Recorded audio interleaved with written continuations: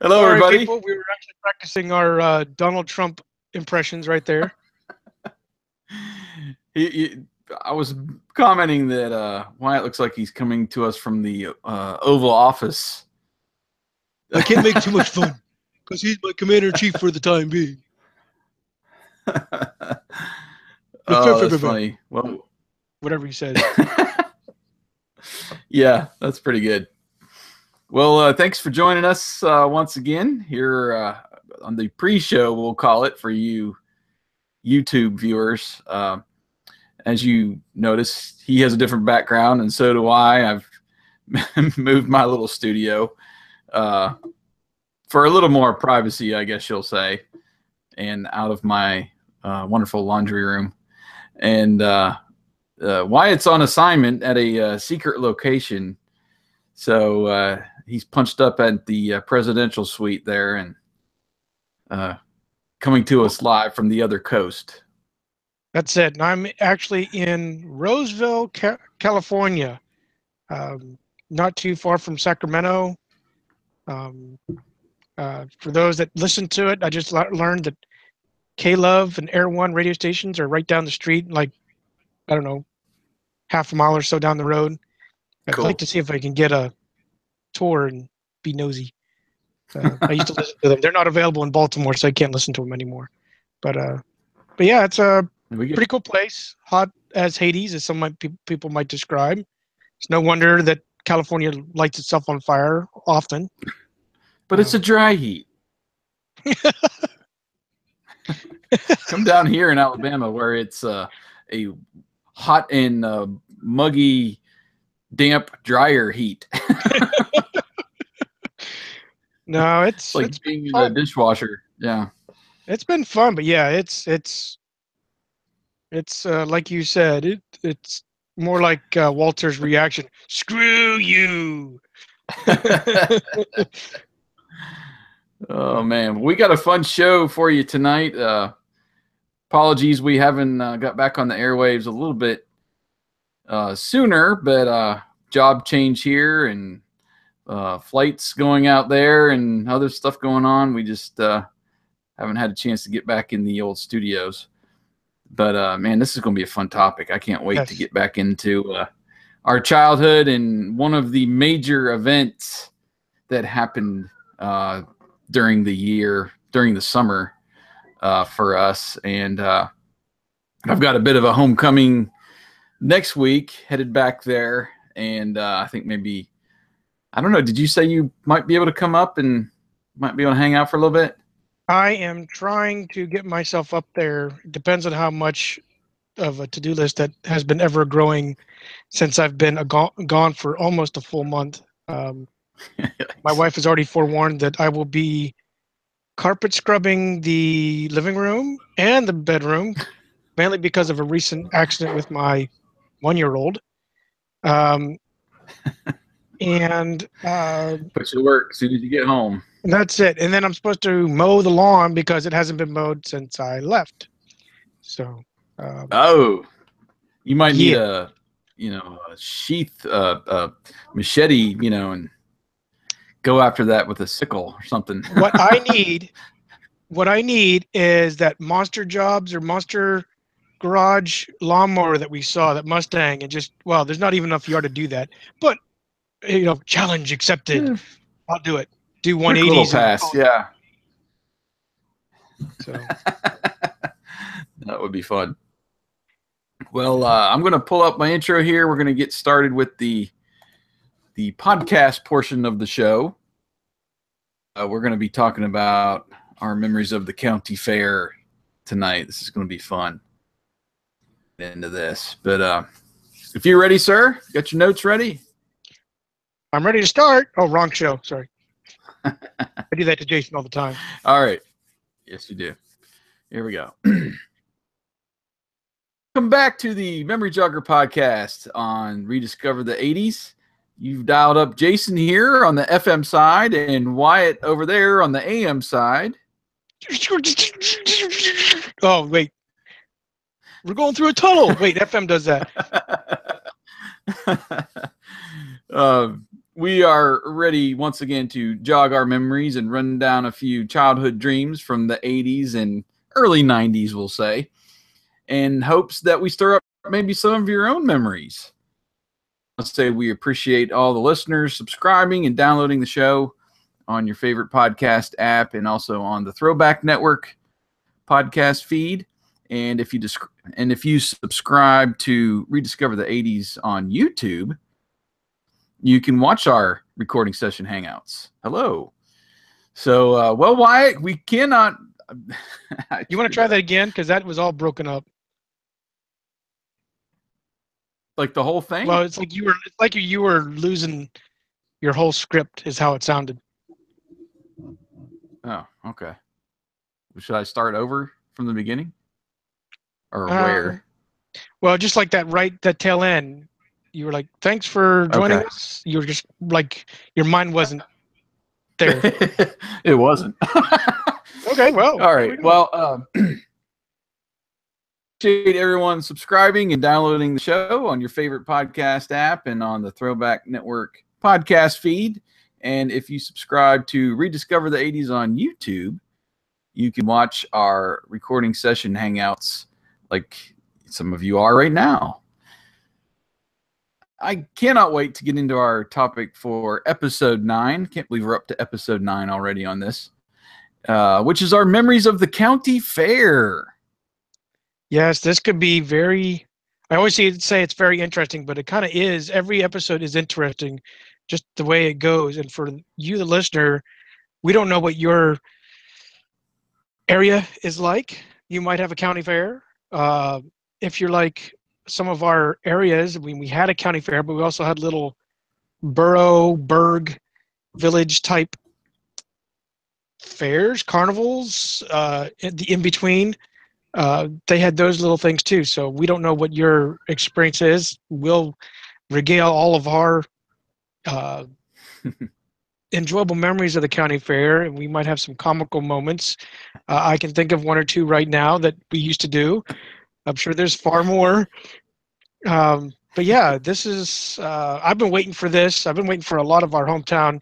Yes, Jason is mimicking one right now that we used to do if his headset doesn't fall off. I'm the great God Julio. I need tippy for my bungle. Yes, before I lose it, I'm going to wait for that one later on. Got a little inspiration. Very, I just said that to the listeners because your headset was off, that I'm going to wait to expand on that in a little bit as we go through our episode. Okay. Because otherwise, I'm going to lose it. I've got a few memories too, but hopefully I can remember them all. I tried to jot some down, but as I was thinking, more comes. So I want to spontaneous stuff too. We can think of, but before we get into the show, as usual, we like to shout out some of our listeners that left feedback from our last episode. We only had one commenter from the last one, which was the Saturday morning TV commercials we went through. That was really fun. Brian Roboticist, who is a friend over there on the Throwback Network. Dude, really liked this episode, and thanks for the shout out at the beginning. Real cool of you. Again, we like to shout out our listeners and thank them for tuning in, and we'd love to hear your feedback too, your memories that might have been jogged as we are topics and such. So you can always leave those over on Twitter at RD80s, on Facebook, or you just find our show notes on rediscoverthe80s.com, and we try to scan them all. Oh yes. For comments before each show. So just leave it there and let us know that you are listening and what you liked about it. And you want to go into a couple icebreaker headlines there? Sure. I know that we've seen it. I've just seen it recently that and you hinted at it the last episode, that there's a Super NES that is finally actually going to hit the streets in September. Yeah, the rumor was it was going to be sometime before Christmas this year. Nintendo was going to release a Super Nintendo, I guess you would call mini console, kind of like they did with the NES, and hit us this week. One games has said 30, but just from some of the, there's a lot of pretty good games. Try that again. You just went mix. garbled. Try that whole, like, from basically, yeah, we thought before Christmas. Okay. Well, yeah, we thought it was going to hit stores before, so people could start buying them up. You just went away, like grossly went away. Okay. It's like your signal or something's being affected. Hello, testing. It could be mine. I share bandwidth with everybody. Testing, testing, testing, testing. I'm getting some levels. I hear static is what I hear. What that's going to be. I don't know. But it's all like internet static. I hear the kind of coming through. I'm going to like lower my. Now you got the robot voice. Now I got the robot voice? Yeah.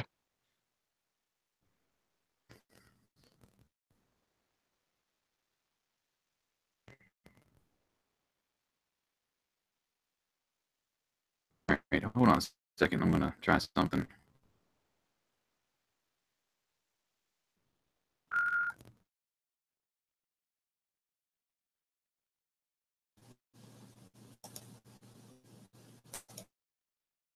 Testing. Still garbled? Yes. I'm minimizing all my stuff to see if it's bandwidth on my end. I don't think it is, though.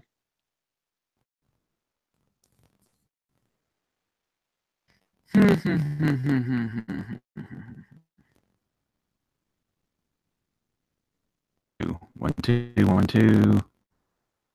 Yeah, I I don't hear see much of a level going up there now. it's constant. I just hear this going with your voice.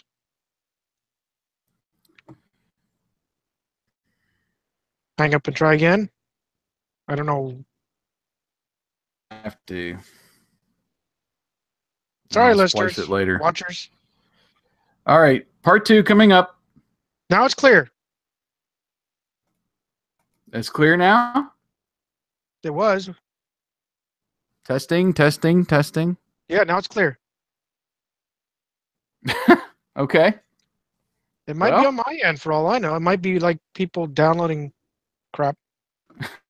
Downside of being on a hotel network. Yeah, okay. Well, if you can hear me okay. Press on. All right, we'll press on. All right, well, let's pick up with this SNES Classic again. Yeah, we had talked about it before that maybe it would come out, in time for the Christmas season this year, and turns out we were assumption. And the new SNES Classic has 21 games. I think the NES had 30. Mm-hmm. But got some pretty good ones in here. Donkey Kong Country, The Legend of Zelda, Link to the Past, Star Fox, Super Castlevania 4, Super Mario Kart, Super Metroid. Wow. Lots of super games. I wonder why. Street Fighter 2. Yeah, so there's a pretty good lineup. Well, it's going to be a little bit more than I think than what the Classic, the NES Classic was going for. I think that was like 50 or 60. And this is going to be $80. So that's going to come out around September the 29th this year for those of you. And I also read that Nintendo's actually planning ahead on this one more than the other one. And manufacturing more. So there's not going to be those lulls where the supply is gone, we're waiting, it hits a store and it's gone, in a couple days before anybody can really pick these up. And then you're surfing on eBay for, a $300 retails for $50. Right. And I'm hoping it actually has a better with their supply. I'm hoping that there's a better chance of people to get these. I somehow missed it and a few other Nintendos in between the original NES and the Wii. So I'm not very familiar with the Super NES or the GameCube or N64 or whatever was in between. But still, this is a good rebirth of our 80s. And hopefully it captures a lot of new and old audiences. Yeah, and I think it might have been early 90s when it actually debuted, but there's several franchises that came over into the Super NES. Obviously, Super Mario World was I believe the one that came with the system. And I just hope it. Well, I'm reading through an article here, and ship these from September through the end of the year. So there'll be a constant of about 3 months where they'll supply stores. So if you're going to get one, you want to get one, you got to do it this year. Don't wait until after. Right. Because then as far as they, what Nintendo is releasing, they're not sure about any more beyond that. But they're supposed to get a nice influx to begin with. So that ought to be,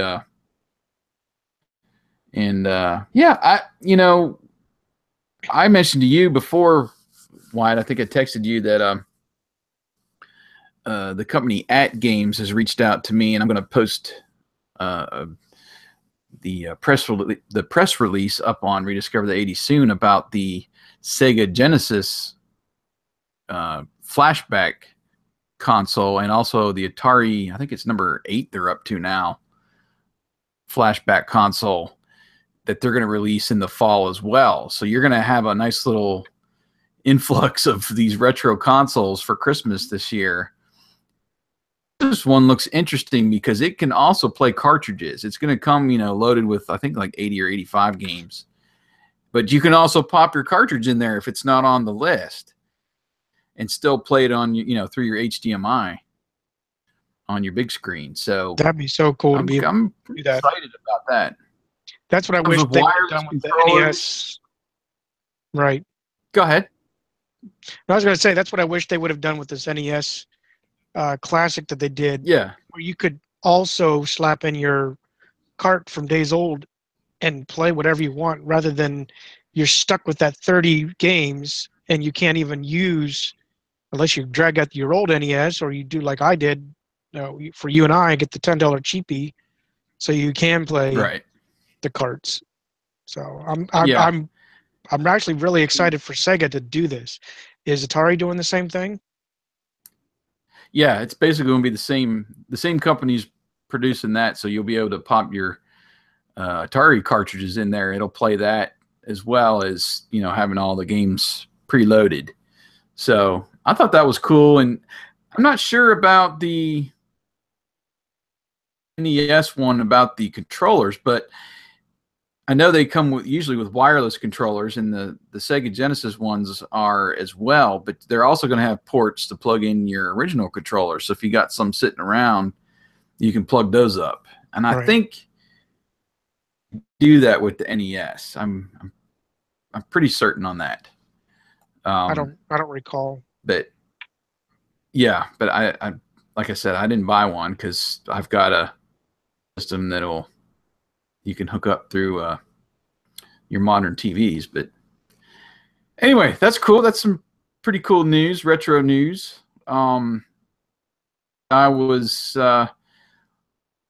Story that I was looking at this week is, have you seen the new Fuller House with the girls from Full House? I've only seen 1 or 2 episodes. I have not been a frequent watcher of it. I was not a big Full House of the original. I wasn't that big of a fan. I liked it, but I didn't watch it like consistently. So I'm devoid of any storyline that they even may be carrying on. Yeah, I was kind of the same way. I was catch an episode here and there, and then my wife started watching Fuller House, and I was watching along mainly because I was interested in see how that whole story does play out and how they moving, and then already on to season 3, and that's going to premiere September 22nd, which will be the 30th anniversary of the original show. Nice. Cool. They're planning that out to come out on the 30th anniversary. So yeah, I'm going to be I'm like I said, I'm going to be tuning in for a few episodes. It's not really my thing either. Other than most of us had a thing. Most of us guys had a thing for one of the ladies that were on there. We already had that episode. We're in the safe. Let's not challenge ourselves to a potential divorce or lawsuit. Anyway, that's coming up, and then one more today that I thought was interesting. We get all these reboots, remakes, 30-year sequels, whatever you want to call them. You ever seen the movie Tremors and its many sequels with Kevin Bacon?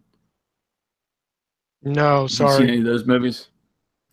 I think it came out early 90s. It might have been like 1990 or 91. And it's about these like worm creatures that are in the ground, and they like attack this town. And I don't know. It was just one of those weird. It wouldn't have came out back then and would have debuted on Sci-Fi Network now with all those like Sharknado and craziness. It would have fit right in because it's just kind of has that persona about it. And they're bringing back the movie, well, essentially Kevin Bacon's character, and they're making a new TV series, and he's going to still be, I guess, that same character, and it's going to be on Sci-Fi, so that's it's pretty wild. It was 1990. I'm looking through the press release now. So gosh, almost 30 years later. And I don't know. I think this is going to be fun. I think it's going to fit right in, like with the sci-fi programming they have over there. And it was just one of those movies, just fun. The characters that I like was the dad from Family Ties, Michael Gross. Oh yeah. And his wife was Reba McEntire, and they were just like these, redneck, have this weapons in their basement ready for the end of the world kind of a thing, and they were my favorites on the original movie. I don't think I've seen. Yeah, they've made like 3 or 4 of them. Most of them were the sequels. I think were all maybe like direct to VHS or DVD or whatever, but it's I don't know, it's just such a fun movie. If you've never seen it, you need to go check it out. Yeah, I'll have to go take a look at that. So, well, that's, I guess, about it for what I had for Icebreaker Headlines. Did you want to get on with the show? Yeah, let's get on with our episodes of fairs, I guess is the best way to put it. We could go a couple ways, but I thought we'd start out like we have in the past, where we kind of remember or try to recall when the first time, we may not remember the date, but remember our first fair type encounter. What was yours? For me, it was probably Curwensville days, which was in my hometown, and they rented out this park and they brought in, it was mainly kiddie rides. There wasn't really any bigger rides that I can remember. And, you know, all the games, the food. They had a couple places where they set up like bingo and stuff. And it was mainly, you know, set for the kids. And that was really, I think, my first experience, or at least my first memories of going to like a carnival type setting. And I still have this up on Instagram before. I still have one of my prizes I won at one of the games when I was there, and I kept it all these years. It hung on my wall forever in my bedroom growing up, and then it's somehow managed to not get broken and stay alive all these years later. But it's this glass. It's like stained glass and this little cardboard sleeve, and it had a little, you know, thing on the wall here to hang up. And I think it even has a date on it. I want to say it was like 1982, maybe. I'm going to take this out. So if I screw up one of my prized possessions after all these years, I'm going to blame you. But Nice. 1983, it's got right there underneath the. Well, I can't really make this, it out this because it's reflecting little, the monitor. Anyway, it's the stained glass Trans Am picture. Glorious, you know, and this is the time when Knight Rider was hitting the air, and it's probably why I chose it. I don't know what my other choices were. Can't remember that, but one of my prized possessions now, and love the thing. And I still have a few other little things that I won, you know, at the Clearfield County Fair and stuff, but that little piece of memorabilia there takes me back to the days pretty instantly. So what about you? What do you recall about your first fair or carnival experience? My first fair was probably the Clearfield County Fair. And it was early on. I'm sure I walked around, but the first thing I remember first, and I'm kind of jumping ahead, but it was only because it is one of my first experiences, was the truck and tractor pull. My cousins from Michigan drove down, and they would come down specifically to visit and to go to the county fair. And they bought me, I don't think they bought my sister, but they bought me, my cousin, and of course themselves, tickets to go to the truck and tractor pull. And that's the bigger thing I remember. I'm sure I rode the Ferris wheel and tilt the whirls and all that, but that's the one bigger memory that sticks out, is watching the truck and tractor pulls and closing my ears because it was so freaking loud. So yeah, that was. I remember going to one of those early on. You know, I don't think it was my first fair or something, but those were big in our early days, you know, back in the 80s, those tractor pulls. And then it kind of feigned as we got older, it seemed like, and they didn't bring it back for several years. Right. Then replaced it with some other things that we'll probably talk about. But yeah, that was fun. It was loud, and heaven forbid, that's the only time. I always thought it would be cool to live right there by the fair, because then you could watch it all. And you didn't have to worry about, you know, buying tickets, or you could watch your concerts for free, like a lot of people did on the rooftops. Yeah. I don't know if you remember seeing that, but I remember countless times looking from the grandstand, looking across the track, and there you see the people. I could probably count 20 people, just guessing, people on the rooftops, just chilling, watching whatever event was happening at the main, basically the grandstand area. Well, that's what I thought was kind of cool too. When I was remembering, my grandmother lived, you know, within, I don't know, quarter of a mile of the fair. Yeah. Up Race Street there, and we would park over there and just walk over, so we didn't have to pay for, you know, parking and stuff. And that was, I remember doing that pretty early, because it was, once you're there for a while and you're walking around, you're tired, and then you got to walk, a little distance to get back to the car, more than it would be, if you parked close by. I do remember those walking trips back and being very tired, Yeah. I know we parked most of the time very often down there somewhere, but there was someone we knew. Trying to think who it was. We knew someone nearby, and we would park in their parking lot for a while, and then that fizzled out, and then we would. Trying to think where else we would park out on the street. When we could pull it off, we would park out on the street and walk in.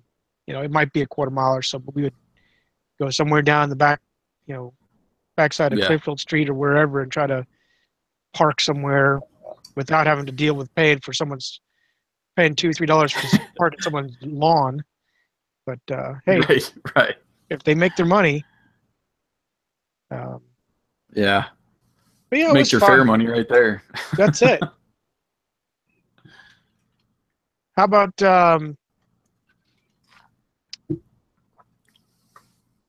moving on? What was your favorite, I guess, when we had our experiences there, when we started really collecting it in our heads, what was some of the things that you remember that were I'll call it your favorites, like maybe food?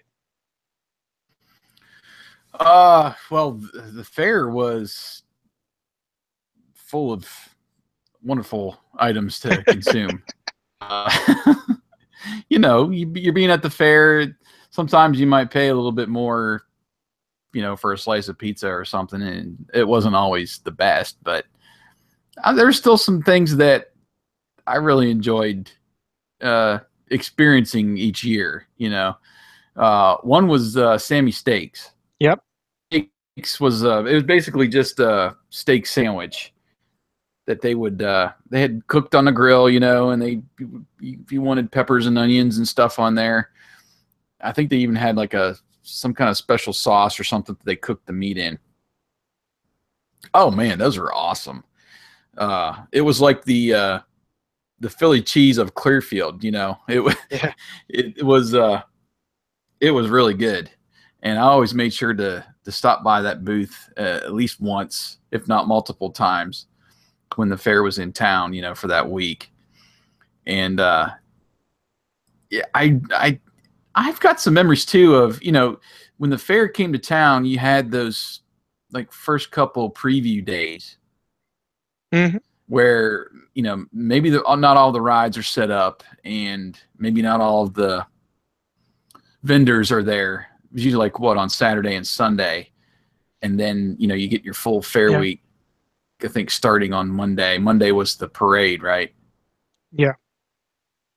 And then, but I don't know. It seemed like going in early, like if we went on Saturday or Sunday early, we could kind of beat the crowds and experience some of these, food places, and with a little more freedom. Yeah, it seemed You're like not standing, And when that was the only day, I think that was free, because the rest it's free to get in, paid, right? Right. Yeah. So you go in, you could spend a little bit more too if you didn't have that little bit extra to, to pay admission. So, Sammy Steaks was one. I'll let you throw out one. I know I've only put a couple down, but I have a whole laundry list in my head of what I liked. My favorite probably was the Italian sausage, where you get the peppers and onions. Yeah.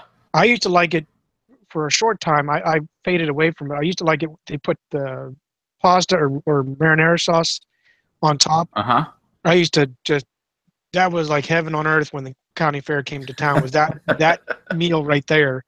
And it was a substantial size. I know you can't really see. I don't have anything to equate it with, but, it was a substantial Italian sausage. It isn't like some places around here that I've seen where it's nothing more than a hot dog. But this was yeah. Oh yeah, you got your money's worth, definitely. Yeah. So that was one of my favorites. What about you? Was there another like second or third or 15th? Well, I put Italian sausage on my list because, yeah, that was another one that I really enjoyed. The other one, I always had to get a box of saltwater taffy. Yep. And it was that booth right there by the Grandstand every year. You'd see it being made in their little funky things. And the smell. Oh my gosh. You just smell it and you're like, oh, what is that? And you know, your eyes get big and I gotta get me some. And yeah, the taffy, just getting a box of that and all the different flavors and stuff. You could, I think, essentially choose if you wanted to get a box of just strawberry or something, but we always went for the mixed box because, you know, you got all the different flavors and stuff, and you can essentially walk around, you know, like it was a box of popcorn or something, but you got your taffy in there. And I always try to save some too, because I knew if I got it right away, you know, it'd be gone early and I have to go back and buy more. So I like to buy it like later in the week. So I wouldn't just, you know, eat it all while I'm there and take a box home and enjoy it a little bit longer, because I love saltwater taffy. Yeah. What else for you? Well, I actually got this mixed up. I was going to say pizza burgers, but that's actually, I remember pizza burgers actually from Tasty Freeze.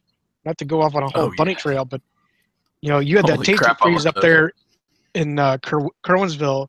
That was my first experience with pizza burger, and they were the best because I've eaten other pizza burgers, and they were literally a true hamburger, beef hamburger patty with sauce and stuff on it. Tasty Freeze did something different, which I loved, which is it was actually like basically a sausage patty, and then they put the pizza stuff on there. I'm like, dude, this is why Tasty Freeze went out of business. I don't know, but there was a place, like a little hole in the wall joint between Kerwinsville and DuBois that had it. I don't remember the name of the place. That we would stop there for ice cream too, but they did pizza burgers there, and holy crap, those were good.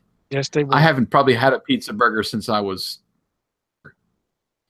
I've had some, but they're not anything like home. I was going to say, and I probably won't either, just for that fact. But the two other foods I remember that were top choice, I guess, this is where I was introduced to the soft pretzel. And then later on, someone said, try it with mustard. I'm like, this doesn't sound right. It shouldn't be. I tasted it. Man, that was the best combination right there. So I love soft pretzel. Yeah, I had to wash myself, especially in the older years, getting the spare tire going. But the other one that my mom introduced me to, and again, it was one of those, it didn't make sense at the time when she did it, was French fries, but it was with salt and vinegar and malt vinegar.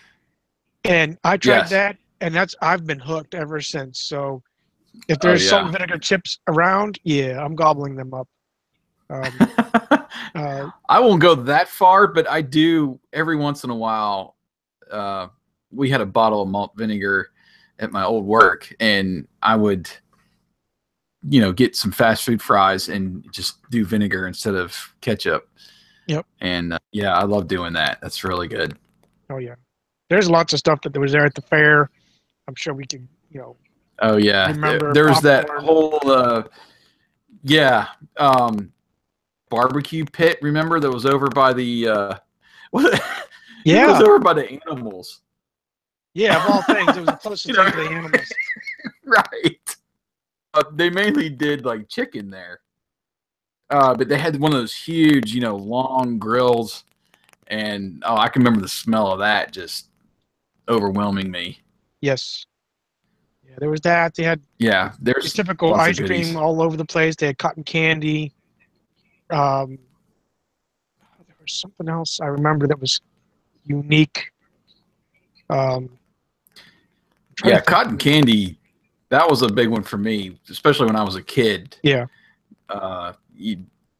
And we really didn't have vendors that would go around. I mean, it was mainly booths and stuff. And, you find the cotton candy stand and they would have like bags of it hanging outside, and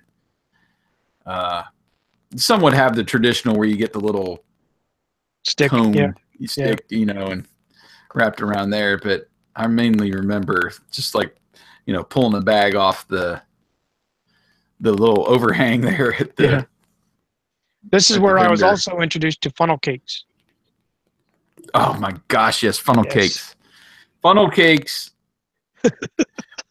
My wife now, anytime we're at some venue that has funnel cakes, and I'm the same way. I'm not just blaming her on this one, but we've got to get one. We went to the I'm stealing your thunder here, but anyway, I went to the air show over here at Maxwell back in April, and they had a bunch of booths and vendors set up, and we saw a funnel cake, and we're like, we got to get one. There was no way around it. Funnel cakes, oh my gosh. And I don't know what it is. I mean, it's just like, you know, the fried bread, and they just coat it in that powdered sugar. And it's like it's the best. It's like a plate-sized donut, you know. That's what it is. It is. I love it. Oh, they're so good. So good. Yeah. So, oh man. While we're eating, what was your favorite drink? Drinks? I mean, for me, it began and ended with the freshly squeezed lemonade. And there was one vendor that had like several booths around, you know, the whole fair. I can't remember what was the particular vendor's name, but it was the same booth, same setup and everything.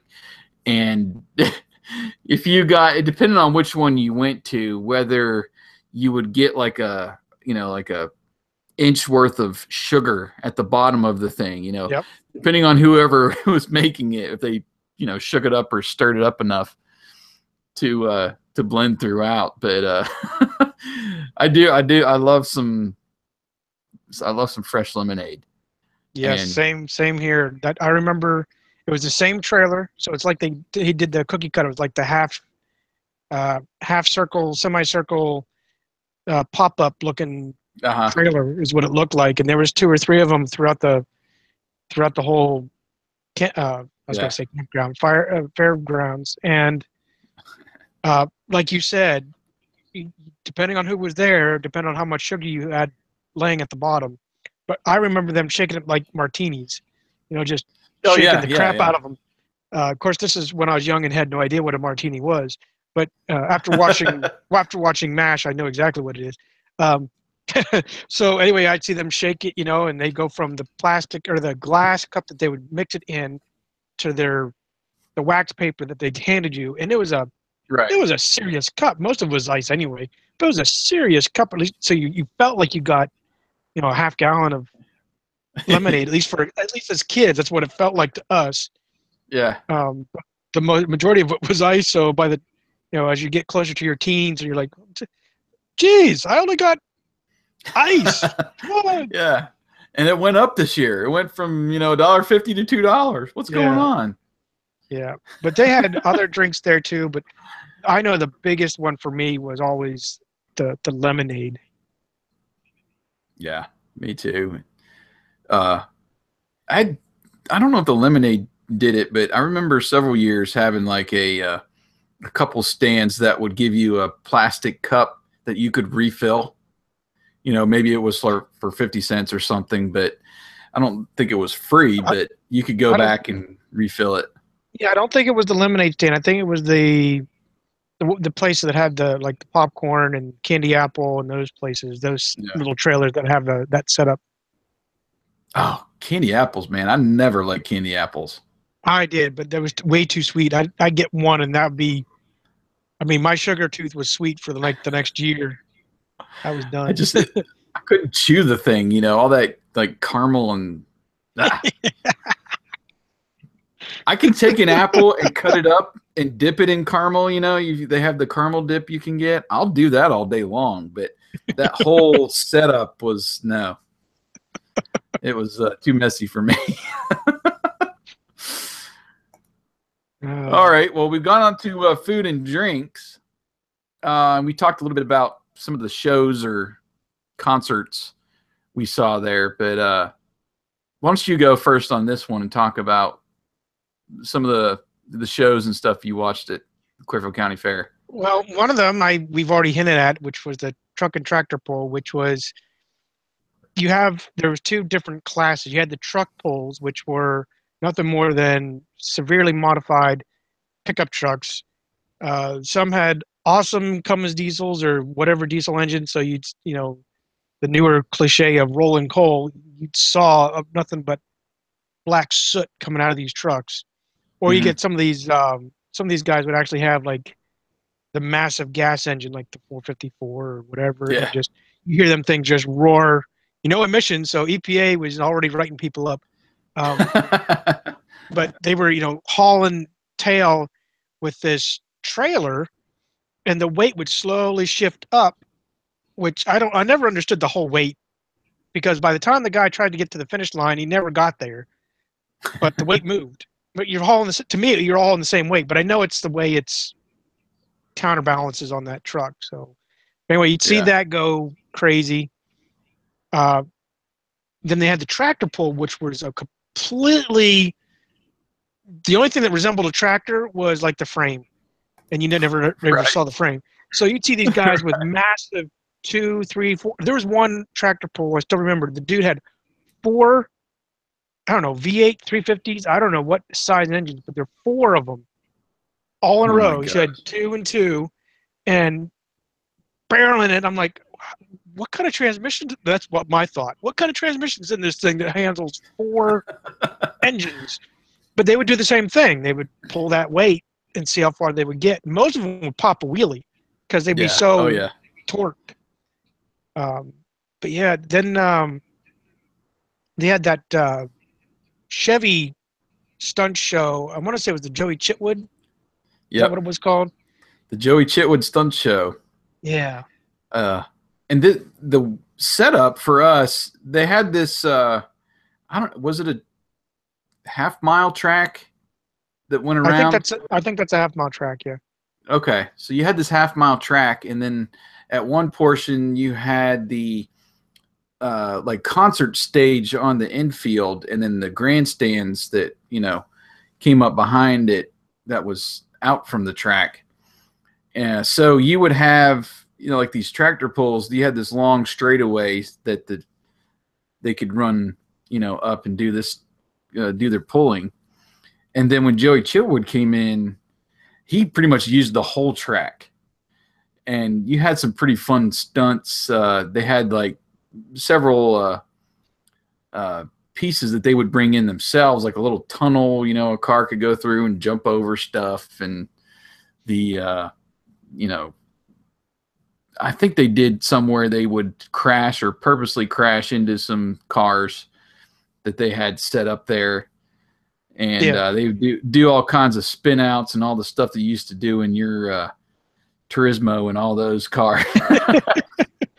Doing the they go reverse and gun it and try to do a perfect 180, just keep on going. And the one I remember going to one summer, they brought in a couple guys, and they were in just some normal sedan or something, but they would put a ramp out, and he would run 2 wheels up on the ramp and get the car sideways, and he would do Kit's ski mode.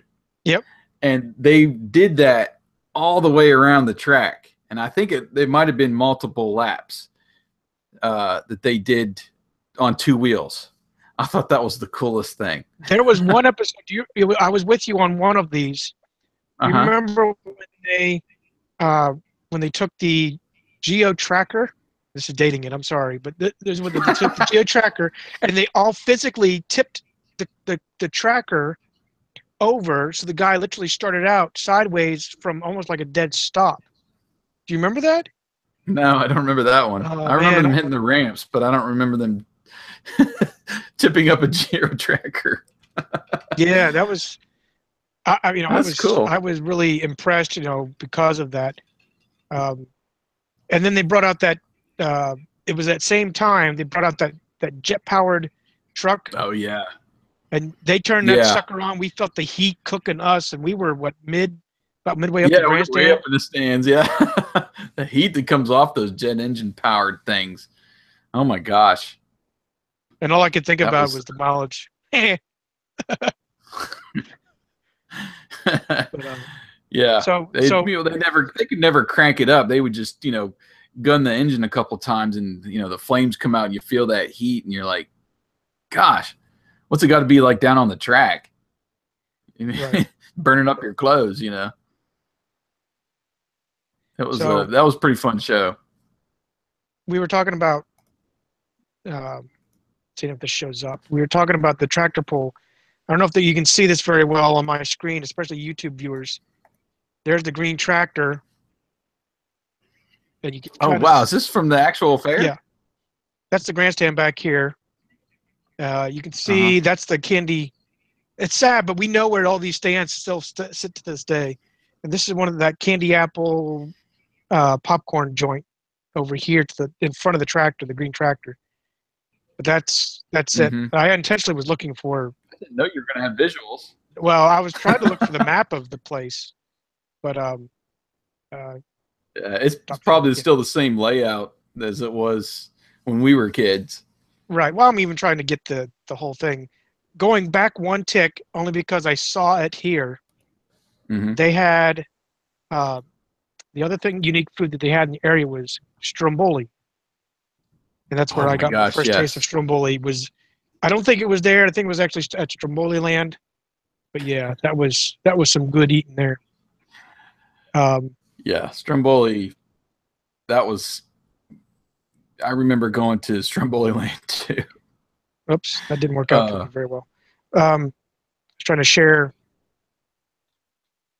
Oh, here's a fun little picture of the grandstand, so you can get kind of an idea of the setup over here to screen share for those of you on YouTube, if I can. Maybe not. Just trying to blow it up there, but well, if you click on if the camera shoots back to me, I noticed it was having problems during the YouTube videos, but if it goes back to me, here you can see that Dodge Ram doing again another tractor pull. When you see it rolling coal, like I was talking about, the exhaust of it. That's how close people got and how loud it was. You can only imagine how loud this diesel was trying to pull this heavy load. Yeah. And there's, I think, if I got it up on screen share correctly, you can. Wow. You can see the. There it is. Oops. There we go.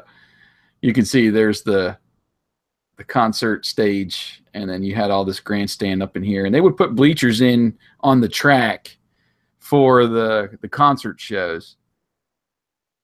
And then you had some tents set up, around the middle, but you had this big circle that would go back behind the stage and come back around by the grandstand. That was the, horse racing track mainly.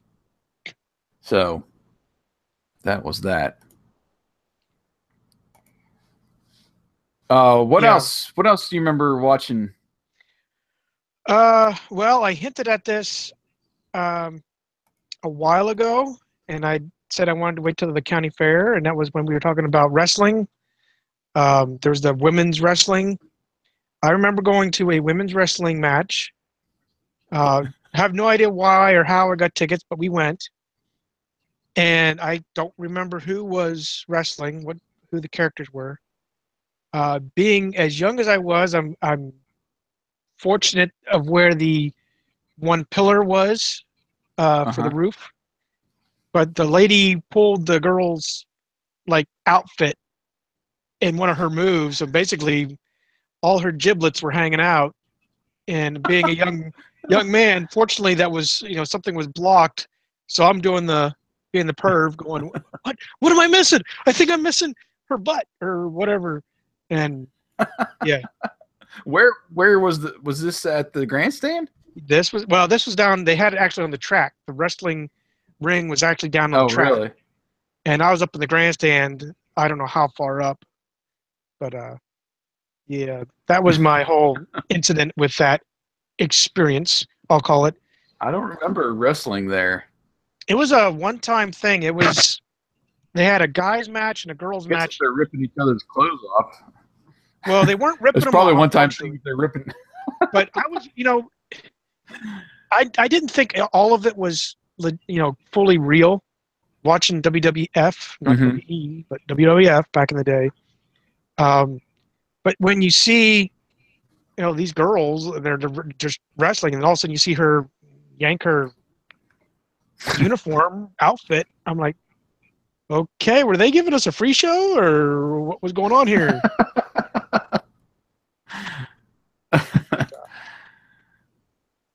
Yeah, so that's about it for the shows for me. I didn't watch too much else except for, you stole my thunder. You found it. There's a picture. That's from the Grandstand looking back towards the fair. And you can see the, let me get over to the screen here. Maybe you can see my pointer. There's your cotton candy snow cones. I think the saltwater taffy was maybe right here. No, it was right here. I think it was right there in front of this building. Yes, that's where it's at. And then I don't know what year this was taking. You come down here, and there's your midway that goes back. There's games, and most of your rides are back in there. Ferris wheel is always in that spot, it seemed like. So, while he has this up, and unfortunately, the camera will probably flip back to me for YouTube for this. If you see the road in front where Jason was originally pointing, where they had the saltwater taffy, the cotton candy, that whole stretch. That would be over in here. I think over in here is where I was pointing. I don't know if you can see that on the screen or not, but anyway. I don't see your pointer now moving, but but either way, that whole strip that we're pointing out, back in our driving episode, that's the route we used to drive through, and we would find puddles, typically very close to this building, which you can see the ledge of it, rather, on your left-hand side, lower left-hand side. We would come barreling down here with my dad's Plymouth Horizon, my Plymouth Turismo, sometimes my red truck, depending on, it was my dad's at the time, and just try to find our biggest puddle that we could find out of this park. And usually it was towards the far right. That era was the bigger puddles, and we had to make a quick U-turn before we hit some houses to go back up. Something else that's in this photo, on the very left-hand side, there's a little tiny building, like a reddish building setup. That was where they had the car giveaway. I think it was only a couple bucks at the time, but they always gave away a car of some sort. Yep. Usually your secondary prizes were like a grill or bike or something else, but I'll let Jason talk so this camera switches back over to it. Yeah, it's the very left middle of the picture I've got on the screen, and can't remember who. It was always sponsored by like a Rotary Club or something every year, and you could get they gave you a deal on tickets. So it was like one ticket for $2 or 3 for $5 or whatever it was.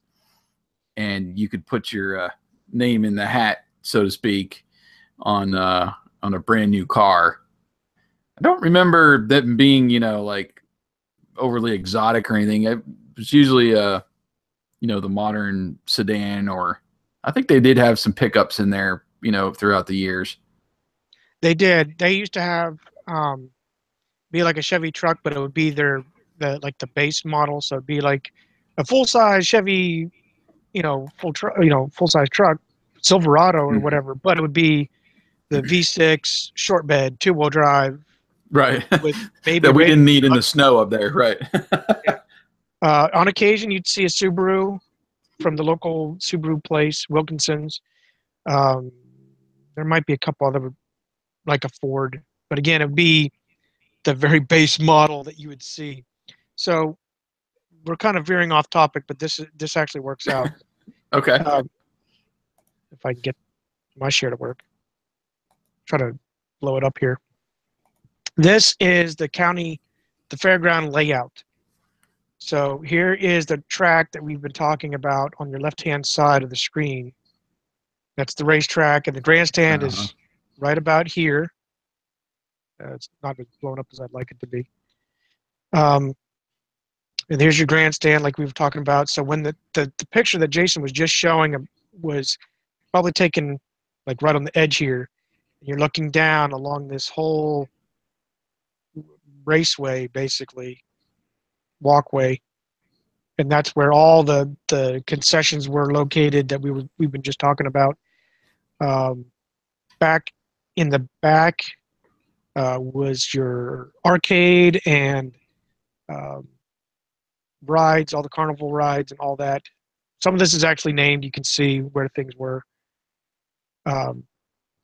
In the middle here, you had, they called it a Little Grove or Litz Grove stage. Yes, yes, yes. And they would have all types of shows come on. It could be local bands, which was typically what was there.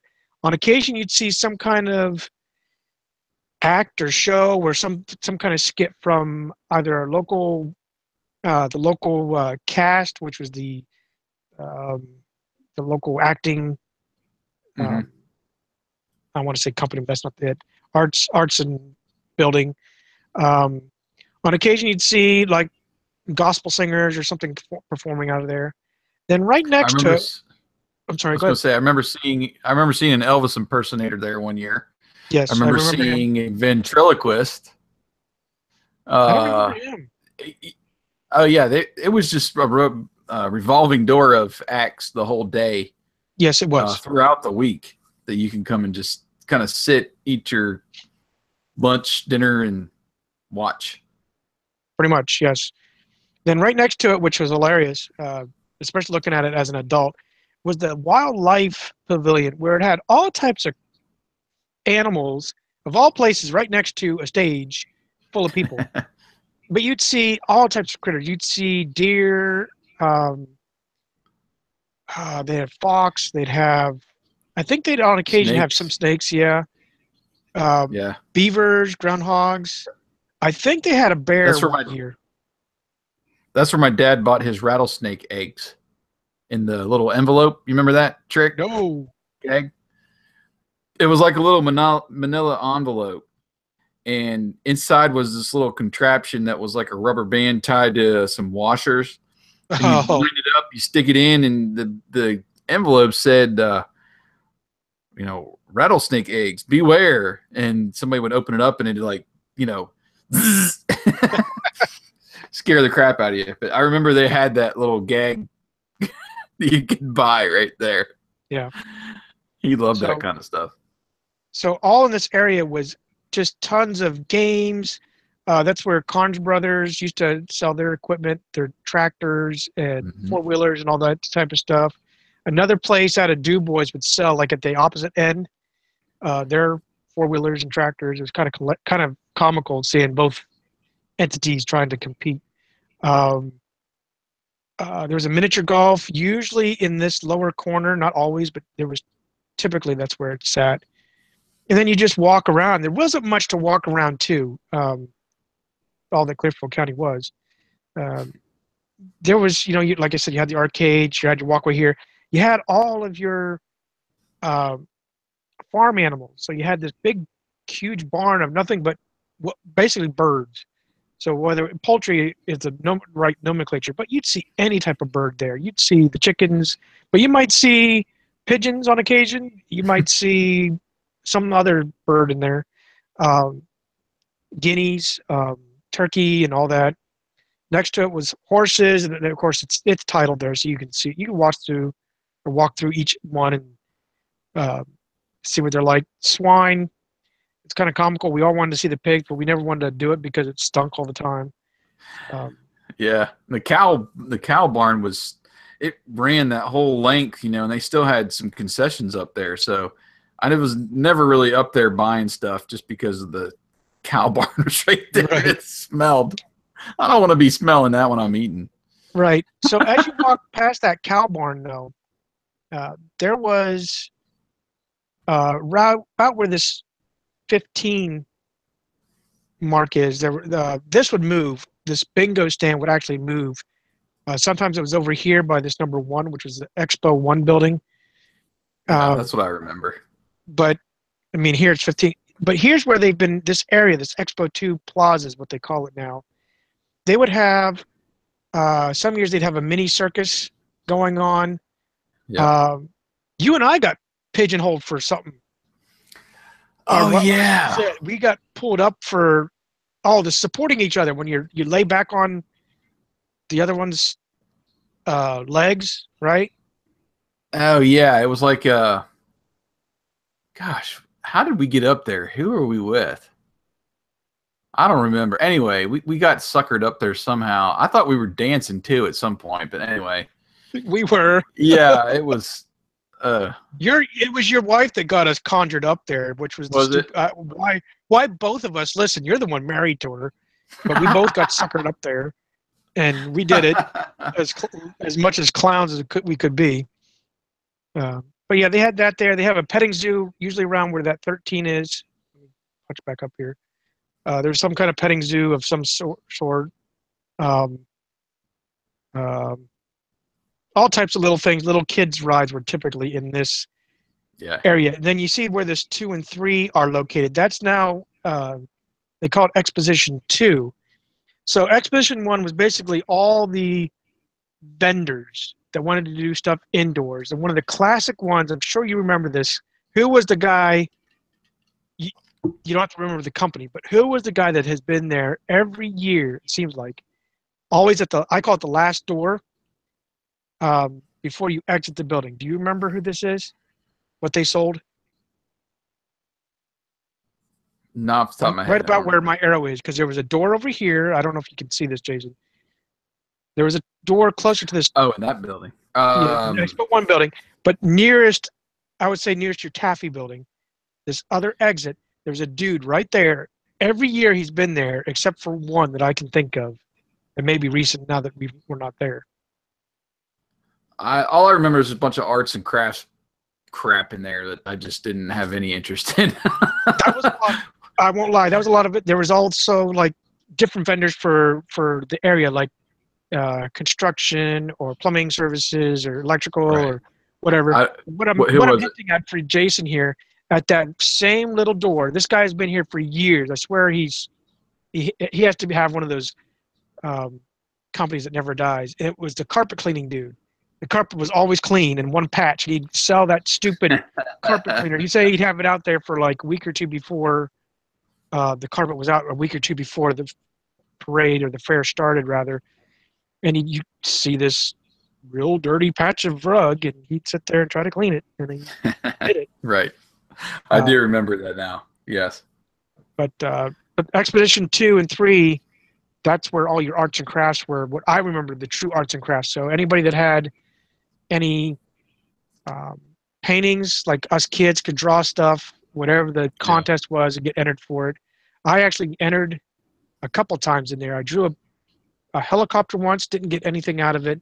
I drew my dad's gas tanker when he was working for Beard Oil Company. I drew that, and I actually got first or second place out of that.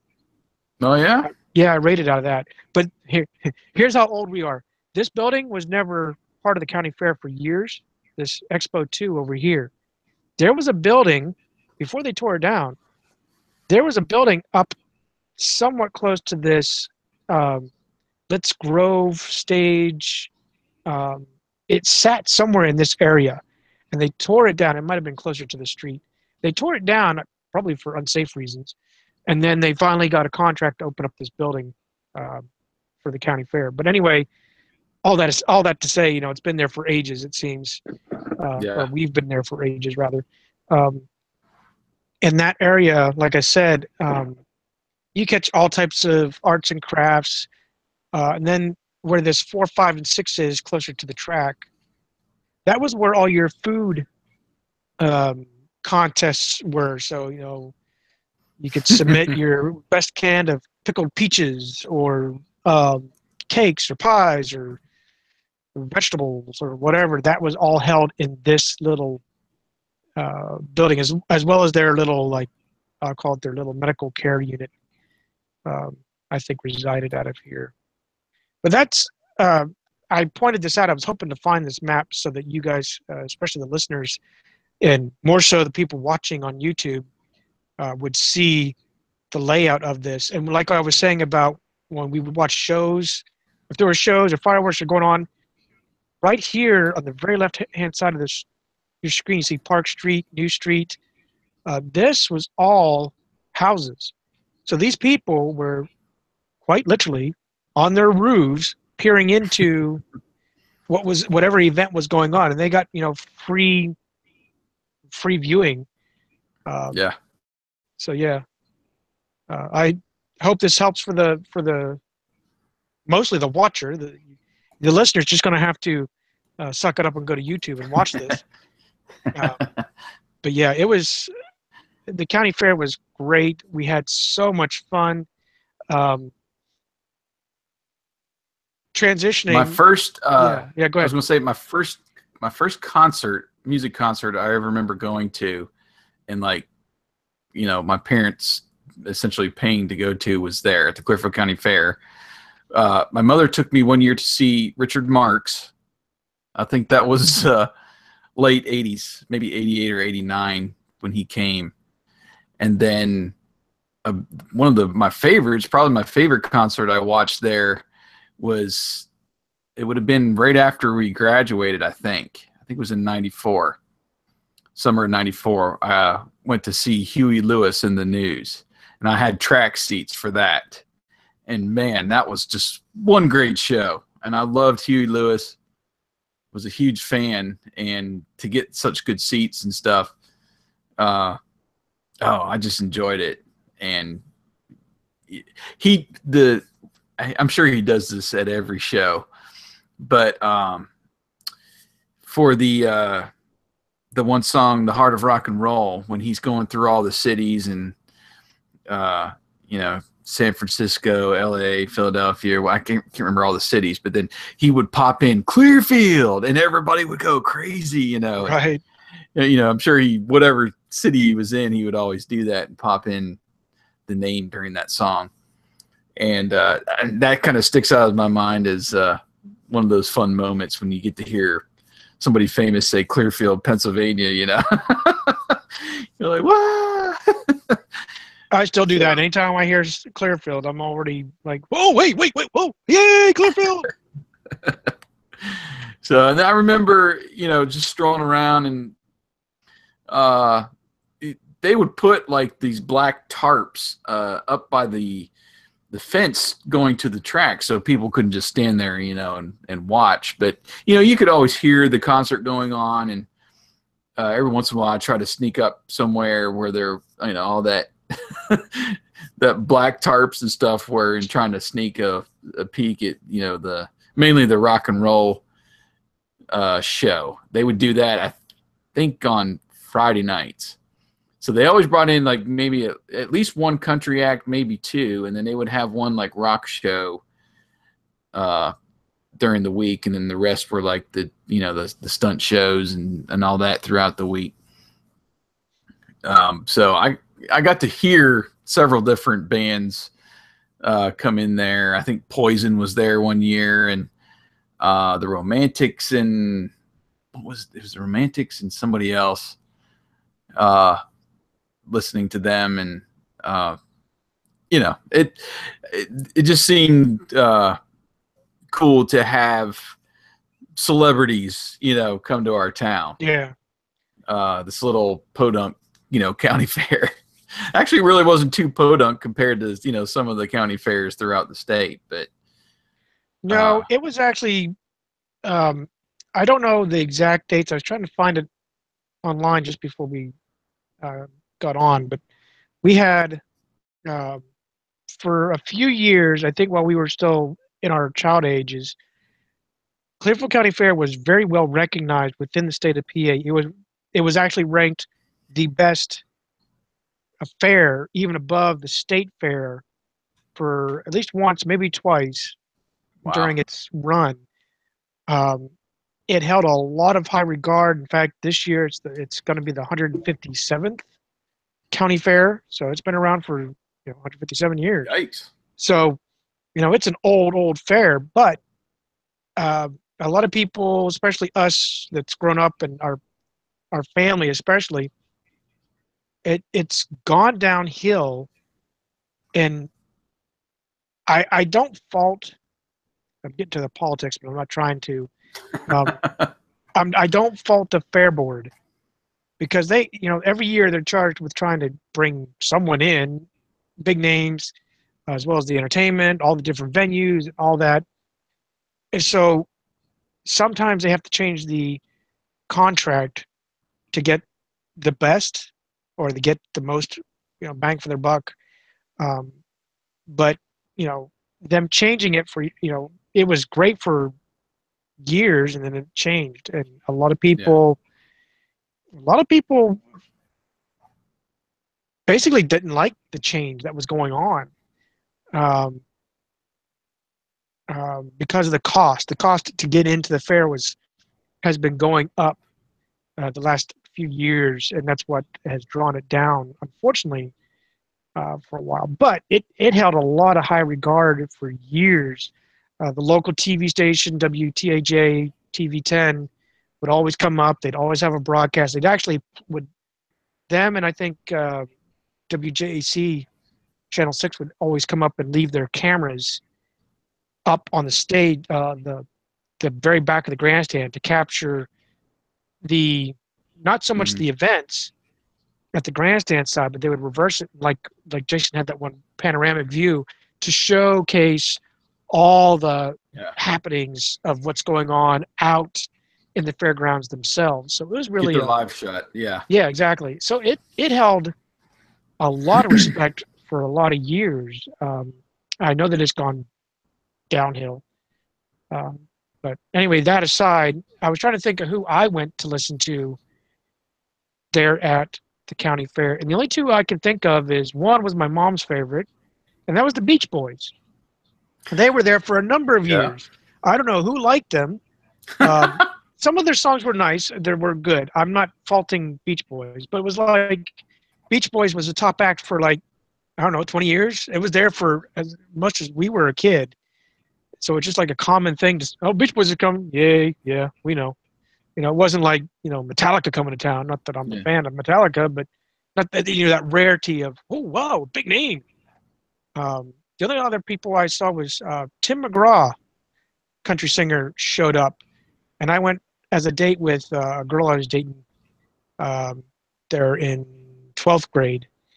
And I felt like I felt bad as the audience, because the singer was looking at me. And to me, I'm very...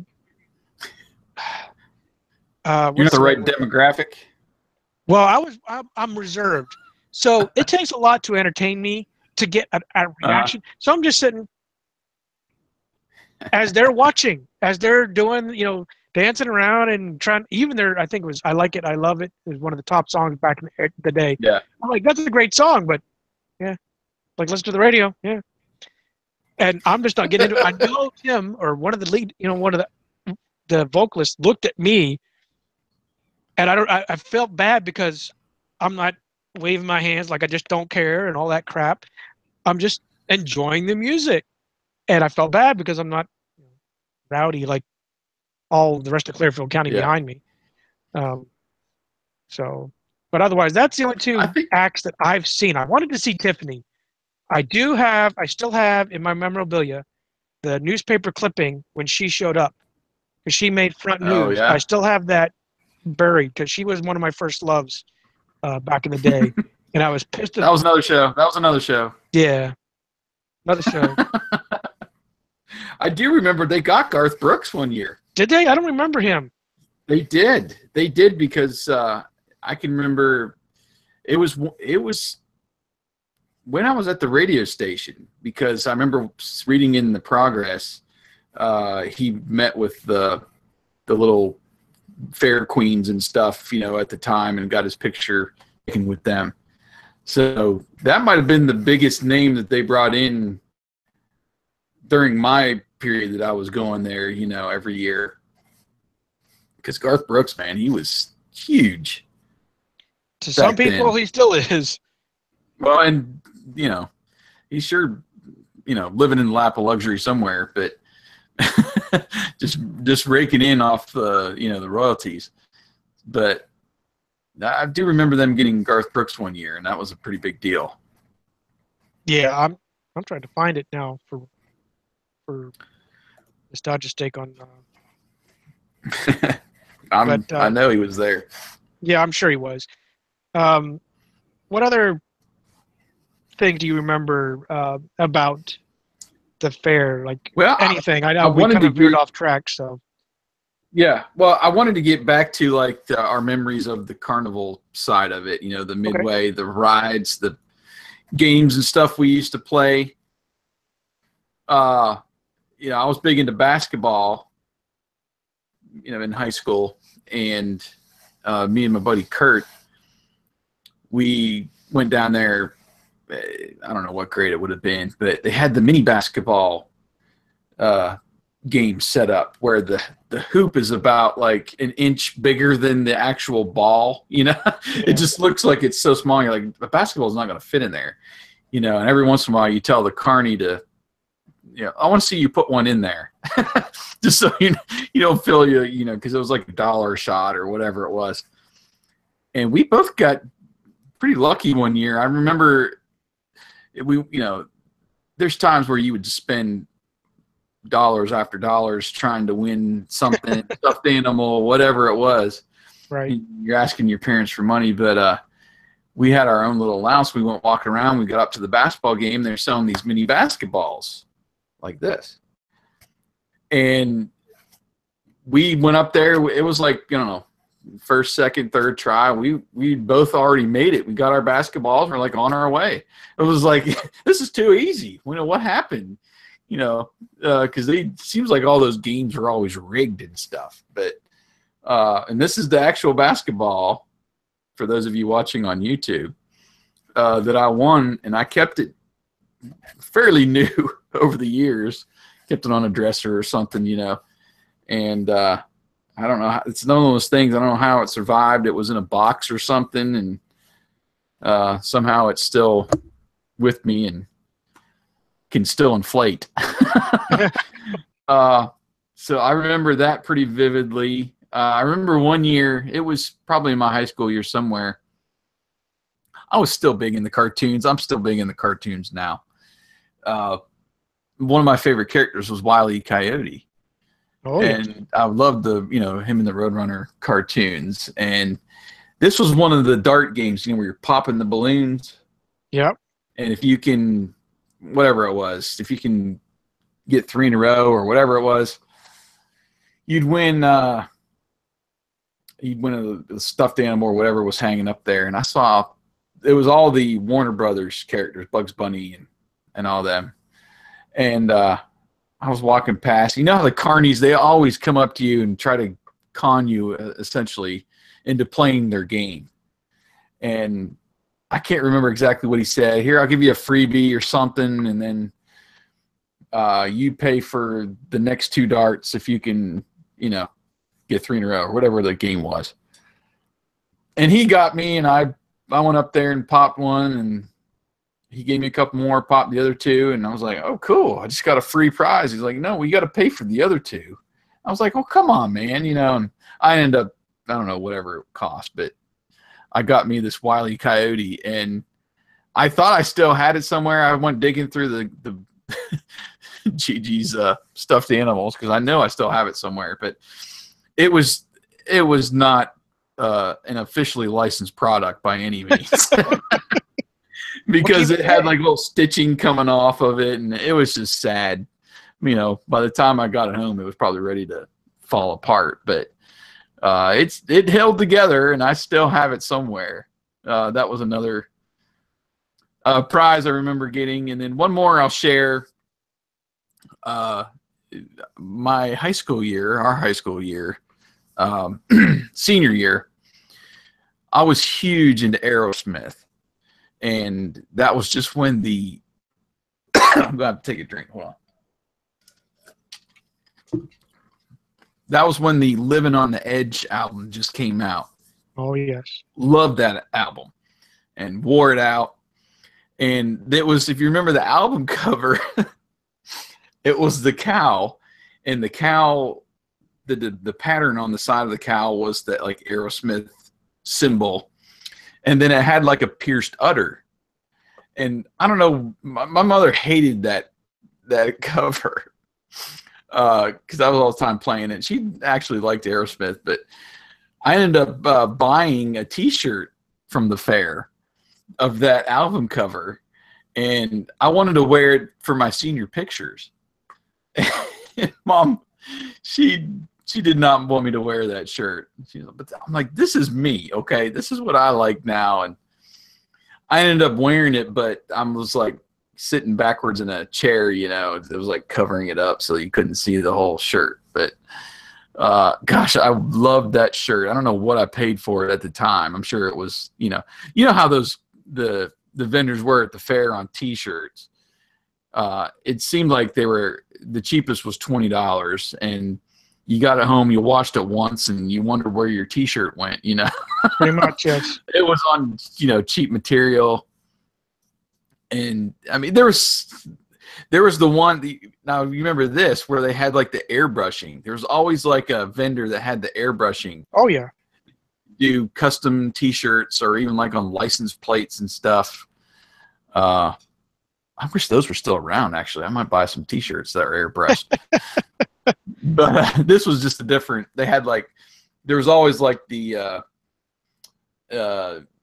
like leather and jewelry, and then they had like concert T-shirts. And I grabbed that Aerosmith one.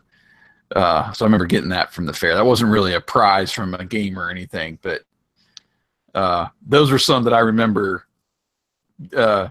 specifically from the county fair. What about you? Do you remember playing any particular games or winning any prizes or going after prizes? I know I did the little balls to get the fish. Oh yeah, yeah. Did that quite often, but never got a fish. My parents never. I won a fish one year, and it died after a couple of days. They bought me the fish bowl, bought me the food, and all that stuff. And right. I think after it died, after a couple of days, they're like, "No, you're not playing that game again." Rightfully so, yeah. But, right. I don't think I ever. No, I think we did win a fish one year. Uh-huh. And I don't remember whatever happened to it. Obviously, it probably died off, but I don't know where it's at. Probably swimming down a sewage canal right now. Oh, I know one that I always played and never won. That was the one where you had the ring toss with the pocket knives. Remember that? I did that too. I did win a knife, and I probably still have it if I'd look. It was a little. Oh, really? It's one of those little. I call it a plain style knife where it just has a little tiny unlock in the back. Real simple knife, just a regular, flip out knife. I won one. Oh man, it's been obviously years. I think when I finally got one, but I probably spent $10-$15 in trying to get it. Right. I never won that game. I was, I'm always like going for the huge one that was like Rambo style. That the rings probably wouldn't even fit around, but right. They had there was always like a table in the middle that they spun, and then you had like the smaller ones that were stationary, but the good ones are on that little table. And man, I could throw 1,000 rings at those things and not win a thing. That's right. So I remember playing that. There was one year they had brought Skee-Ball in. And I remember playing that for a little time. I remember going to there was an arcade tent. Yes. Like towards down towards the one end of the right walkway. But I remember playing that, but not for very long. It was like one of those where I don't know if the heat or what. I wasn't. Yeah, I know it was hot because they put it in like this huge tent, and you got all those arcade games in there. And there's no real air movement except for, where you're walking in. That they had like one entrance, so it was hot in there. And you don't go to the fair to essentially sit inside. At least I didn't. No. I didn't care what what video games they had in there, but right. Trying to think what other. Oh, I don't think I played too many more games. I'm sure I threw the darts at the balloon. Yeah. The other one I remember playing and never winning. I don't even know what the prizes were, but I was into baseball as a kid. I played Little League and a little bit of Senior League baseball up until I was about like 13 or 14. And they always had the pitching area where you could test and see how fast you threw the baseball. Oh, yeah, I remember that. And, you would get, I think it was, you would throw one to see kind of how fast you could throw it. And then maybe it was the second throw or third throw, you had to guess how fast you were going to throw it. And if you were like, I don't know if you had to be dead on or maybe 1 mile an hour off here or there, you could win a prize. And, I would always come up there and I'm like, well, I got to see how fast I can throw this thing. I want to throw it 100 miles an hour. You get up there and you throw it as hard as you can. You like throw your arm out, and you're like, oh, I threw it too hard. I should have warmed up a little bit, And then by the time you get to the end, I remember a time where I could throw like in the 70s at least. And then by the time, your third throw and you've already thrown out your arm and you're like in the 50s and you're like, oh man, what? This thing's wrong. This is rigged, Oh, I just threw 70. How can I throw 58, That was a game I remember playing. There was particular games that I would pick out, I guess probably based on what you could win. They had limited. Like ones. Our games were limited for us only because we had to work off of basically I'll call it a budget for the day. So my dad would always sit there, or my mom would always say, okay, well, if you can go play video games, but then you won't have any money for snow cone or taffy or whatever the case was. And that was one of those things that always deterred me, because I go and get one game in and then save the money for whatever food or whatever. The other one that I always thought was rigged was where they had this like little metal ramp and you rolled a bowling ball. You remember this one? You roll it up and you roll it up over this ramp and down, and then you had to roll it. It had to stay in that like little area where you rolled it up over. If it came back and all the way out, you lost. And it had like a little red flashing light, like the old school police light, if you won it. And I don't know, I would sit there and watch people, and I'm sure I watched people do it, but I could never do that. And then the other one was, there was one that had like outside, and it was like this rope ladder. I would sit and watch people all day play this game. But there was like 3 little ladders, and you had like a net underneath, and you had to balance yourself on this little rope ladder and get up to a point, and you hit a dinged a bell or something. And if you made it all the way up there without falling off, then you won like it was like a huge stuffed animal. You remember that game? No, I don't remember either of those games, no. Oh, man. That was just fun to watch people fall off, Anyway, if that's all the games, let's talk about some rides. Yeah, let's do that. What's some of your favorites that you remember? Probably the more fun ones that I liked was the Scrambler, where you're you're thrown against the wall, and heaven forbid you're the guy actually on the side of the vehicle.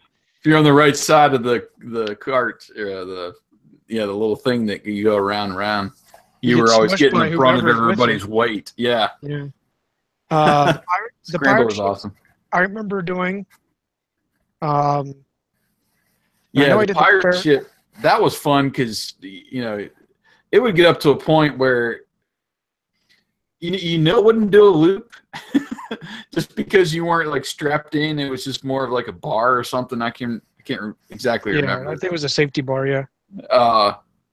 But you get up there and you get on your side as that thing is swinging, and it was fun. I always loved the pirate ship. Yep.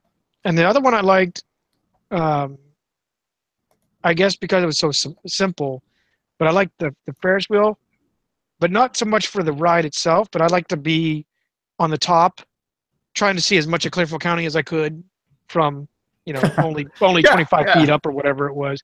But I would get on that. I think one year I did the double Ferris wheel, and I felt like I was even higher. And that's about all I did for rides. It was the same concept, spend all your money on rides. You can't get lemonade or whatever. So I chose wisely. At least I thought so. Yeah.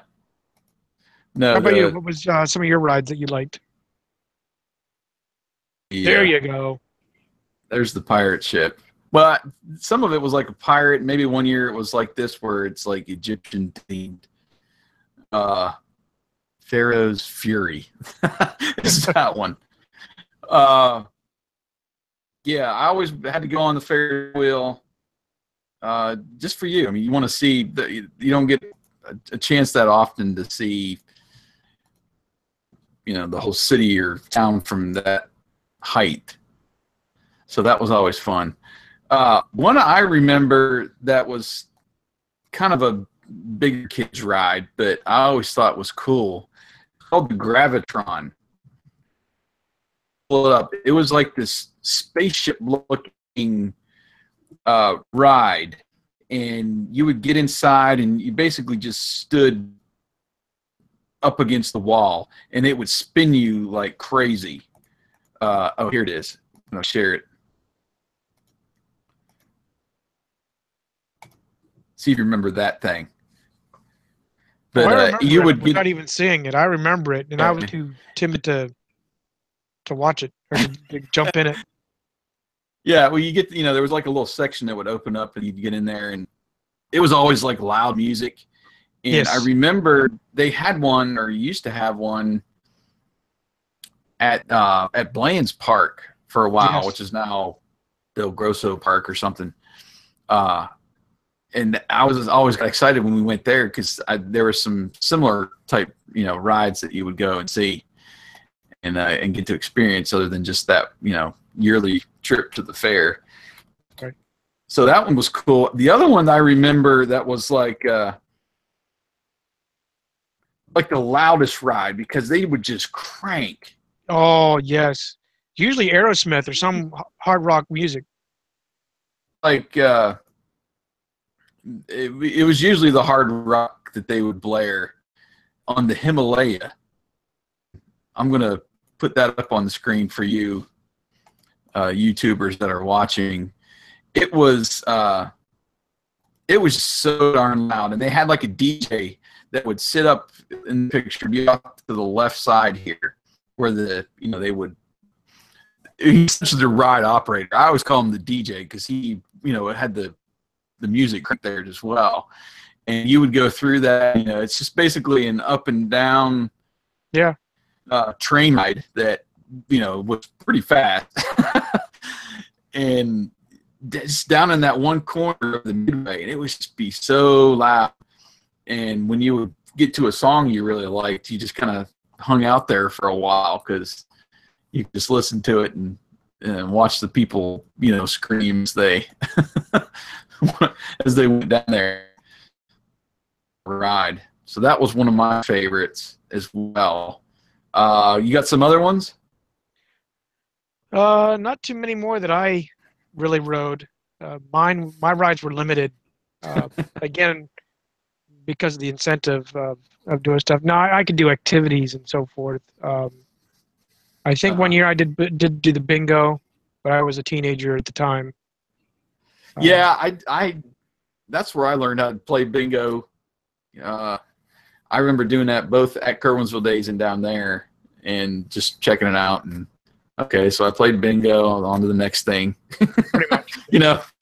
Wasn't anything that I was going to sit there for hours and try to, I don't know. Some of those people I think it was like, oh yeah, people would sit in there for hours, and I think it was like a dime a card or something. I don't know what the jackpot how much you would win or anything, but It was never going to be something that would keep us youngsters, strapped to a chair for 2 hours. Not going to pay money to go lose money on bingo, that kind of a thing. But I remember there being a haunted house there. Yes. One year. Well, there was one there several years, but I finally got the courage to go through it, and it was one of those where there was a bunch of jump scares and dudes with that were like in full costume, werewolves and stuff, and they'd be carrying around. They'd have like chainsaws, but without the blade. They'd crank up the chainsaw and chase you a little ways, and I remember just being scared crapless. The first time I went through there, and I was like, "Oh, I'm never going through there again." They always had. There was a well, it's not really a ride, but it was like that fun house that you would go through. You start down at the bottom where there was just like a bunch of glass. Yeah. It was like a glass maze. And then you would finally make your way through that. And usually by the end of the week, it got easier because they didn't seem to clean the glass at all. So you could, it's like you're going to run into something because they're all dirty and stuff. And you get through the glass section, and then there were stairs, and you'd walk up to the top, and I think they had like those funhouse mirrors up at the top, and you were like, hey, I'm up here now, and I can see a little higher than everybody else. And then you would walk down, and I think one of them had like that huge rotating tunnel that you would like walk through. Later on, there might have been some other little, it might have been going back down through the glass maze or something, and then you were out of the, the ride. I remember that being there. They always had that, I guess you would call it a roller coaster, but it basically just did a loop. And you would, watch the people. I don't think I've ever went on that, but you would watch them. They go, do a loop several times, and then they'd get you, and they'd stop you like upside down on the loop, and people would just sit up there, and you slowly creep back, and you slowly start going back the other way, and they'd go back the other way for a while, and in the ride. That was always there at the fair. Like you mentioned, the Scrambler and the Tilt-A-Whirl, if you remember that one, that was always one I liked. Never went on those after you ate, kind of a thing. One I liked it. Bumper cars. They would bring that. Bumper cars. Yeah. Always had bumper cars there. That was one of my dad's favorites. So we always had to do the bumper cars. And then the one that I remember more as a kid was the slide. You had that, like, you sat on a potato or something. They give you your little, bag, and you'd walk all the way to the top of the slide, and it was several dips, to get down to the bottom. And it had like 4 or 5 tracks for kids to, slide on. And you could slide on that. Yeah. That was always fun to me. And then what they called, I think they called the Roundup. And the Roundup, I'm going to have to find a picture of that. It was where you basically backed against the wall. It's kind of like the Gravitron, but you're outside. And you get locked in this cage almost. And then you start spinning around in circles. And then the whole thing like lifts up.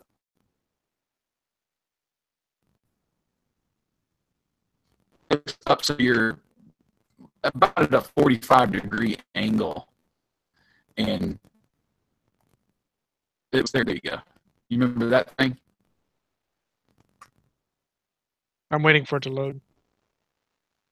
Oh, I'm sorry. I thought that was there. It's switching. It just takes a while for me to see it. Anyway, so you're on this thing, for people to remember the Roundup. You're flat on the ground. There it is. Yeah, I remember this. Starts tipping up at about a 45-degree angle, and you're going round and round. And I don't know. I always thought that was fun. I remember some more rides that were at the fair. Those were probably the majority of the ones I remember. One year, now this was when bungee jumping was like the thing. It was the most extreme thing. And one year they brought a bungee jump to the fair. I don't know if it was there for several years, but I remember the first year being there because it was like a major ordeal. Because you would just get crowds of people just watching people do the bungee jump. And it was down there by the one entrance, like where the skate park is now, if you remember. Back beside that one expo building. And so it was like one of the first things you saw if you came in that entrance was the bungee jump. And I don't know how much you paid, 10, 15, 20 bucks, whatever it was, to go up there to strap the thing to you and you could jump off the platform, you know, and be a real extreme sport. And I remember it was later in the week. It was probably towards the end of the fair, and there was a pretty big crowd there. And, you know, fair goers don't always dress up. You know, there's many people that you go to the fair and they're tube tops and they're, you know, flip flops and, you know, they're not dressed, I guess what I would call appropriately. Well, no, this one girl decides to do the bungee jump, and I think she was wearing a T-shirt, but she wasn't wearing anything under it, and she decided to go bungee jumping. And gave the crowd an eyeful. Never will forget that. I kind of felt bad for her, you know. But you know, if you come to the fair without a bra and you go bungee jumping, stuff like that's going to happen. You know what I'm saying? That's it. So that was an interesting experience for the I don't know, high school or whatever I was at the time. So there was weird stuff like that. The fair would come every, you know, when something was popular or the latest thing, they would have some new stuff every once in a while. It wasn't just the, you know, the full traditional type, you know, fair rides and stuff. But yeah, that was the lasting memory. I bet. Well, speaking of memories, you got a chance to work at the fair one year. I did, actually, a couple of years. Well, I did have a real job, I would say, at the fair one year where I was working the afternoons. It was at a soda stand, pop stand, you know, pop up there. And all we did was sell soda. So you would get it was a reusable cup, if I remember. And you could come back and get a, you know, cheaper refill. So all we did was just fill up sodas, and it looked like the shape of the carton that the soda came in, the shape of the stand. I worked that one summer there, and I never did. I mean, whoever ran the thing never really taught us about changing out the syrup and changing out the, you know, the seltzer water. So I remember like filling people's, you know, drinks up, and there's hardly any of the seltzer water in there. It's like mainly syrup. It's mainly like Pepsi flavored water. And, you know, handing them out and people complaining and stuff. I'm like, I don't know how to change it, you know, pick something else. So I worked that one summer. Probably the only job, you know, real money making job that I had at the fair. And then probably it was after high school when I was working at the radio station. I went with Bob over there to do a live remote. Well, he did the live remote, but I tagged along, helped him set up and do all that stuff. And it was on the FM side because I remember them playing, it was when Huey and the Blowfish were really big, and I loved Huey and the Blowfish. And one of those songs came on, and I was like, yeah, crank it up, Bob, you know. But he was doing, you know, a little live reports. He was there for several hours, a couple hours maybe. I don't know what the deal was, but we were set up over there by the wasn't there like a paramedics set up right there by the track. Yeah, it's in that little building where they sold all the, or had the, all the baked goods judging building there. Right. We were like right across the street from that, and towards the Grove set up. But yeah, that was fun to kind of be there. And you know, when you're from the radio station, people look and, are you giving away anything? You know, I can't remember if we were giving away stuff. We probably were if we were there. And we had that room of prizes that we broke into a couple times while we were working there. At least I did. I don't know about you. Only once. Yeah, you know, it's just a couple CD singles, and I can't remember what else. Well, I was too innocent. I didn't take any of that. I took all the letterhead, though. That's right, and those little stickers. Yep. See, I wanted like real stuff. I wanted like music and T-shirts. Well, I never took a T-shirt, but this was we need to do a WCPA broadcast. we're gonna have to. But that was when I was just about leaving, and I'm like, well, what are they gonna do? Fire me? I'm already leaving. So I it haphazardly was actually unlocked. I didn't actually have to break into it, and that was the second time the chicken scared the crap out of me. The chicken head. And I'm going through there, and I didn't see any shirts or anything. What I saw was like letterhead, so I grabbed a few letterhead as memorabilia from being there. Little memento. Yeah. So that was my two experiences of actually working. Yeah, I never worked at the fair, but I know I semi-did. I guess we can transition to the parade. I was part of a clown group in the local neighborhood, the little Methodist church, my old neighborhood. So we walked the parade as clowns. I think I was 8, 9, maybe 10 years old. I remember you doing that. Not the parade part, but I remember you being a part of that. Yeah, so I did the parade one year, hot as Hades, and even in that thing. We did a little mini show at the Grandstand where they judged us, I'll call it. That's the closest I got to working on it, short of when we officially worked, when you and I were trying to promote my ClearfieldCounty.com website. Yeah. I'm going to do some screen sharing. See if I can pop it up here. There we go. So if the viewer can see, this is my old Dodge Dakota. You can see the speakers in the back here. That was a PA system I had actually created. Complete outdoor PA system. It was not tied to the main truck radio whatsoever. I had a mixing board and a laptop and I think a CD player, and my wireless mics were all inside. But Jason sat back here, back between the banners, shooting people with the water gun and occasionally prizes. So there's the front of the truck. The little wristbands. I still wear one. I've been wearing one since, man. I can't wear them because I'm in my uniform. So, but once I retire, really? Yeah, I can wear bracelets. I can't wear them. Whatever. So here's the other side. The whole idea was with the sound system is these were true left and right speakers. So when you were, when you're traversing the parade, the route, this is the left speaker back here. And this is the right speaker. Back to the other photo.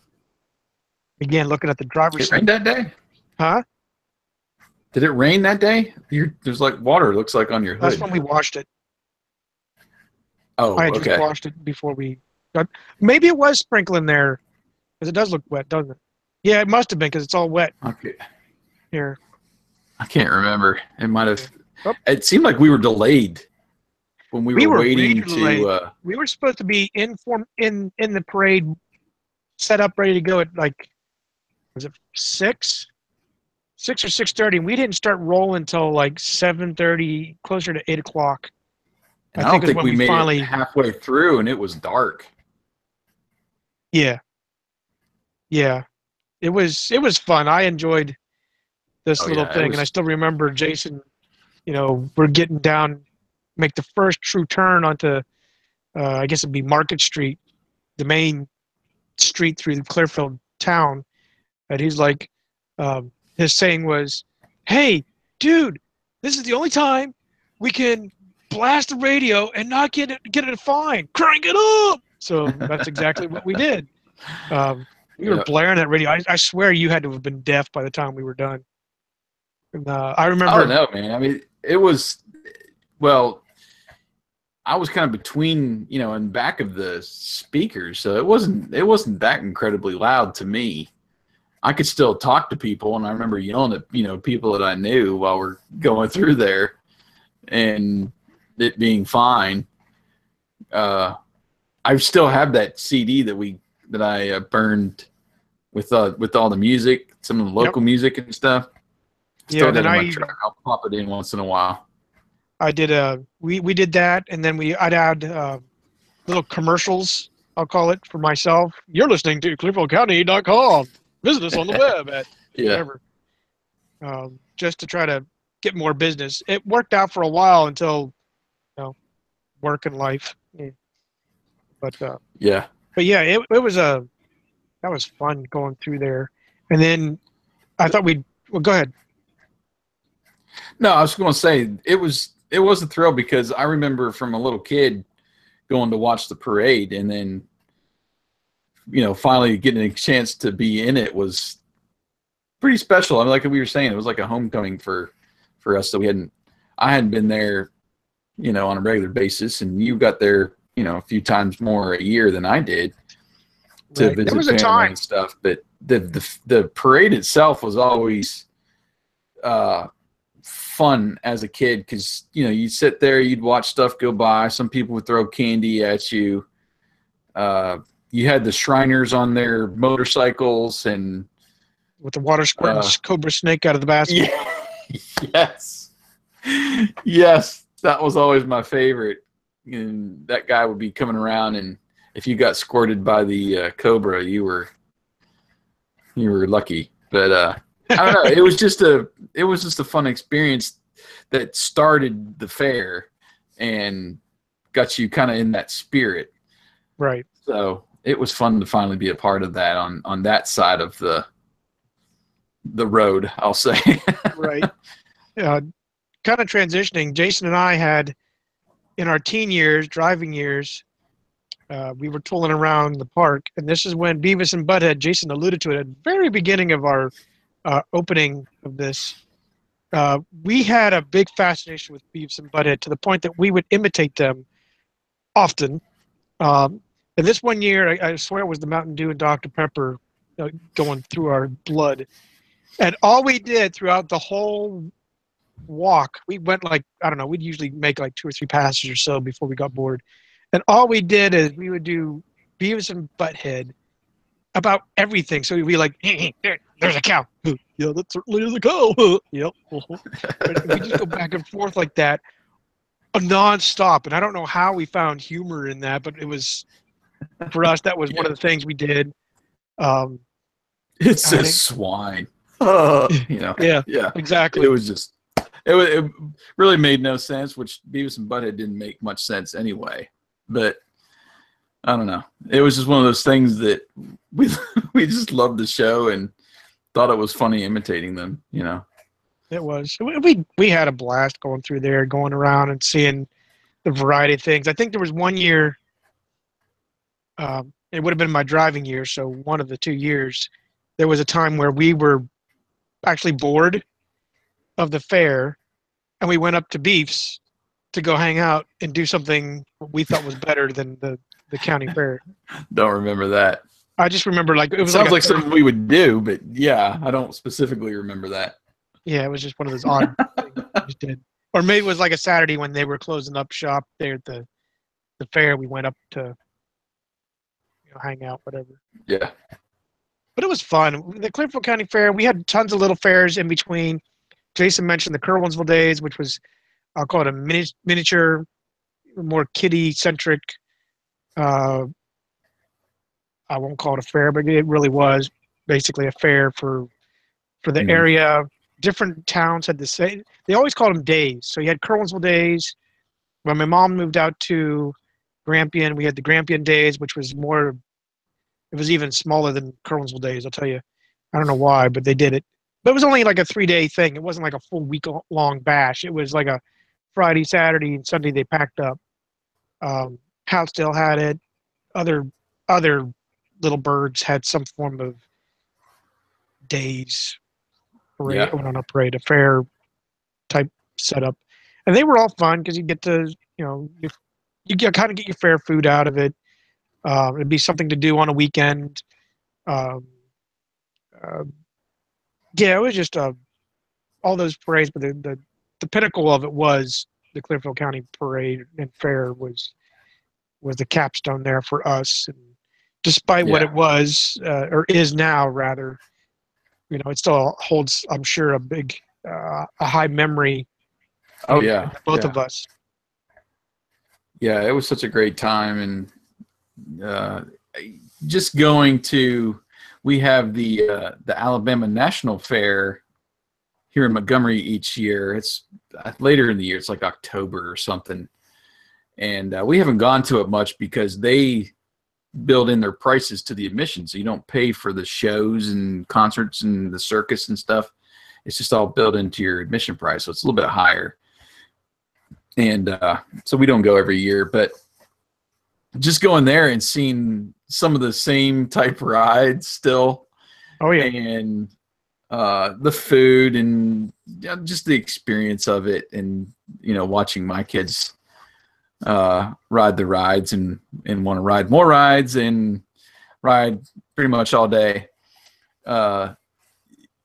It's I kind of hate that they haven't had that full experience each year of going to a fair like that. And some of it's the price, some of it is because it's in October during the school year, which is kind of ridiculous to me. But okay.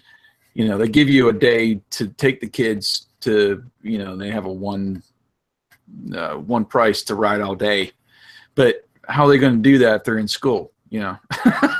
Doesn't make sense. Anyway, it was a fun experience. It's something that we look forward to each year.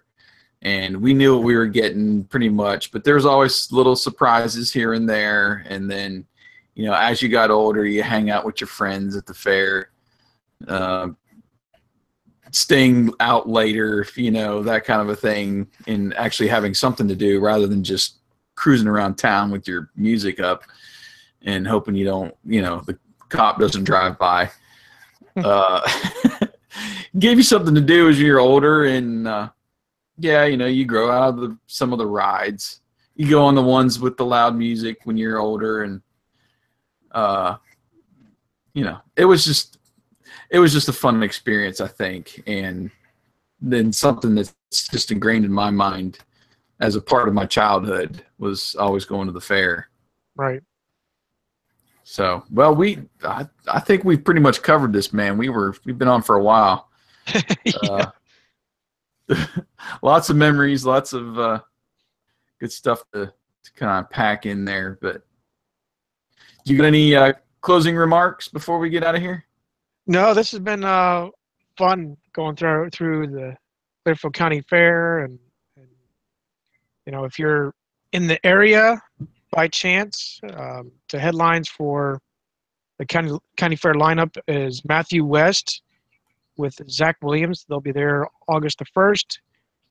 The following day, we have Cole Swindell with Alaska and Maddie. August the 3rd is the Full Pull Productions Truck and Tractor Pulls. So you get to see a little bit of what we used to. Still doing it, huh? They are doing it. Jason, you might like this one. August the 4th, Friday, which is usually the big hoopla.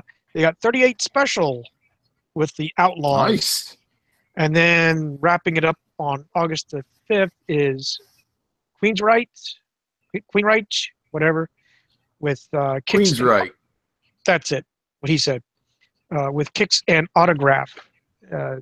Oh my gosh, that's an awesome show. Very awesome What show. day is that? I might just fly up to watch that. That's some good like early 90s, late 80s hair bands there. Yeah, that's exactly. The Queensrich is coming Saturday, along with Kicks and Autograph. The day prior will be 38 Special and the Outlaws. So, yeah, that'll be a good got weekend. two rock bands this year instead of the country act on Saturday.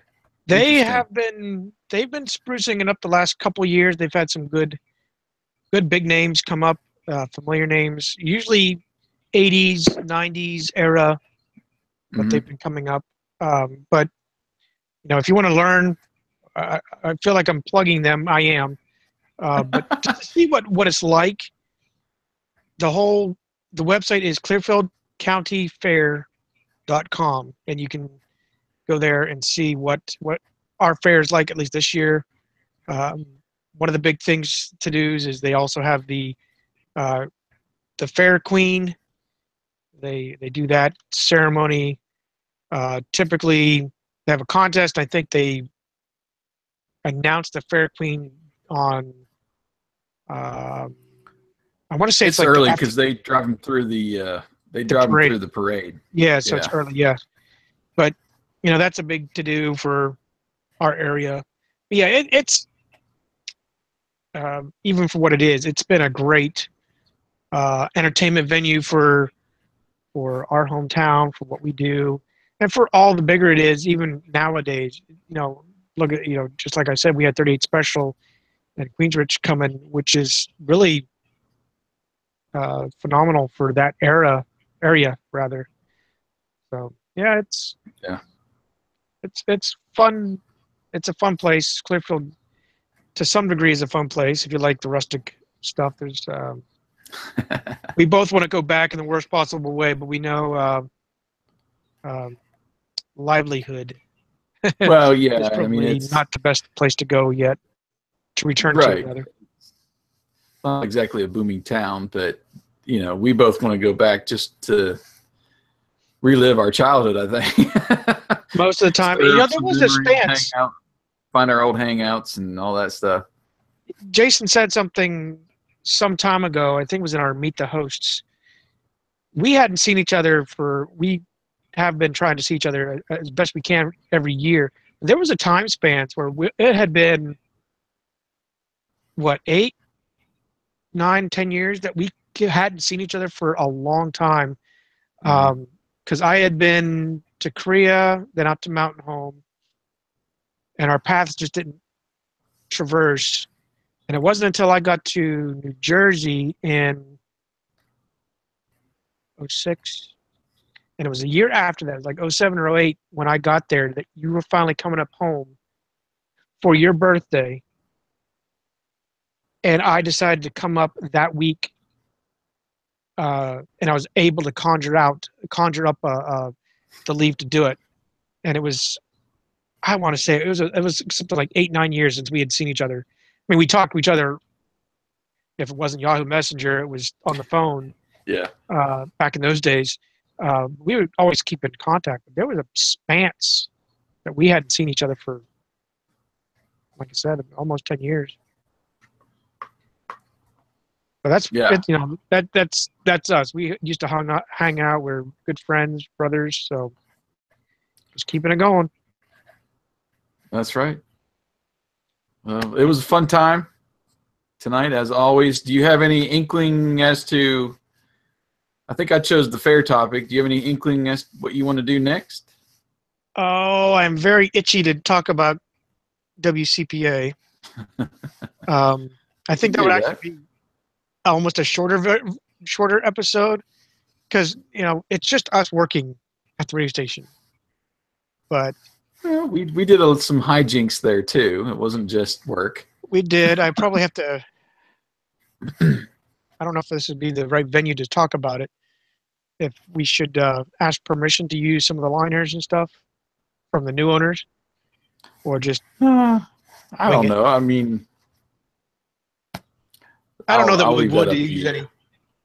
I don't know how much it'll. I mean, you can hear some of the stuff we heard all the time back there for our listeners.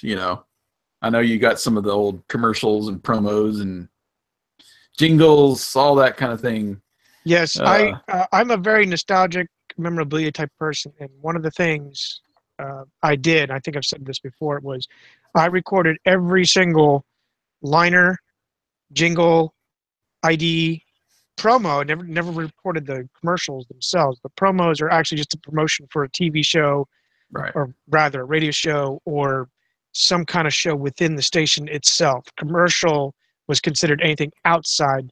So for the local Dodge Garage or business, whatever it was, that's a commercial. So, and then all that entities, I recorded every single one, and I still have that. I was luckily able to transition it to digital, so it's fairly preserved. And every now and then I still get Jason with something.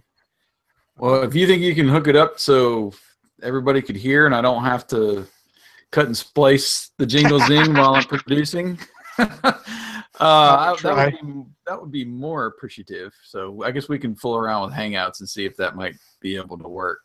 Right. Just so I don't have to drop those. But the other thing I was thinking of is there was one that we did, still our childhood, phone battles is what I phone battles. Lovingly called it.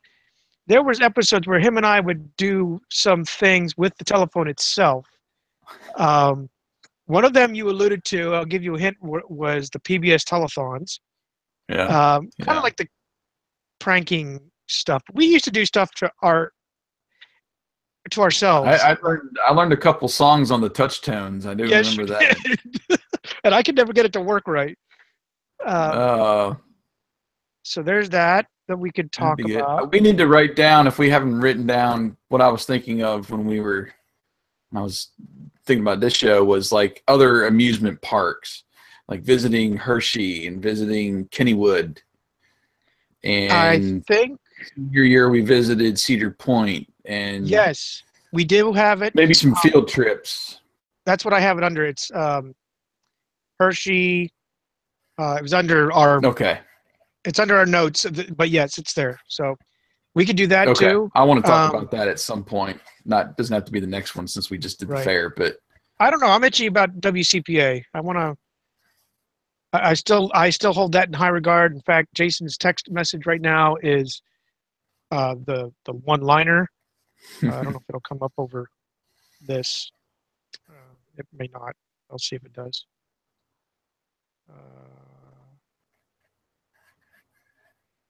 Let's see if it comes up. QYX 93.5. I don't know if it came up. I heard it. Yeah. Yeah? I'm going to try it again. One more. QYX 93.5. So that's the text. And, everybody has their own little get up for different ringtones. That's his. Just because I miss QYX again. Yeah. Your ringtone is still the Airwolf theme. When you call. Yeah, that's what we could do is, I think we'd only cover an opening for what our ringtones would be. Yeah, no, that would be fun because, maybe we could incorporate first jobs into that and not just leave it at QYX, but our first jobs might be the better way to title that. I like that because I can talk about working in Appalachian Wood third shift and all that fun little things we did on the township crew that one summer. I think I told you about that one where we were driving over that. Yep. Trying to think what other you can talk about the gas station, little quirks there. We can talk about the radio station, obviously. Trying to think what other jobs. That nightmare of a job I had at the Walmart distribution center. I don't remember you working there. Oh yeah, I worked there. I think it might have been just one summer while I was in college. On the shipping docks, loading those trailers with boxes and bikes and beanbag chairs and yeah, that might be fun to do first jobs. Most of them would probably be like more my most dreaded jobs, except for the radio station. That was that was a very fun experience, mostly because you were there and we shared the same quirk stuff of the station and dealing with Carl calling in on every little thing we did. Delay. What's going on with the 2-second dead air? What's going on? Dead air. What's up with that? It's Detroit, not Detroit. Oh gosh. Anyway, yeah, that'd be fun because we'd get a nice little section about that, and then we can talk about other little jobs and stuff. So I like that. Cool. Well, let's say goodbye before the midnight oil kicks in here. And we just want to say appreciate everybody tuning in, listening. I know this probably went a little bit long, but hopefully we had a couple little fair memories that will translate to your experience. Most of these rides probably circled the country more than once during a calendar year, and as quick as they went up and came down. So hope it was a fun show for everybody. Right. Join us through all our social media outlets, to include rediscoverthe80s.com and the many entities that are within, like I said, with the social media sites. Please follow us for the show notes when they are posted. Leave your comments. We do our best to read every one of them on the air, interact with you as well. And also want to just thank all of our fans for joining us for another episode of Memory Jogger. Will you see another extraterrestrial, or perhaps entertain an alien life form? We hope they do not take you to a mobile army surgical hospital, but if they do, we will certainly call Magnum Private Investigator and the Mobile Armored Strike Command to return you when we run down Memory Jogger.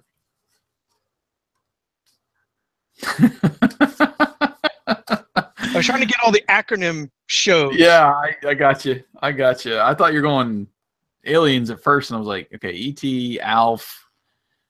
Okay, now you're going MASH. And oh, good job. That makes me laugh, those little endings you come up with. I try. Some of them can be ridiculous. I don't know how I managed to even write them, but whatever. They're for fun. Yeah. Well, thank you, YouTubers, for watching us. Yes, thanks for joining us. Yep. And I'm glad we learned that little screen share feature that we can toss up some of those things that our brains are coming up with, and some other things that just are still around. Did it.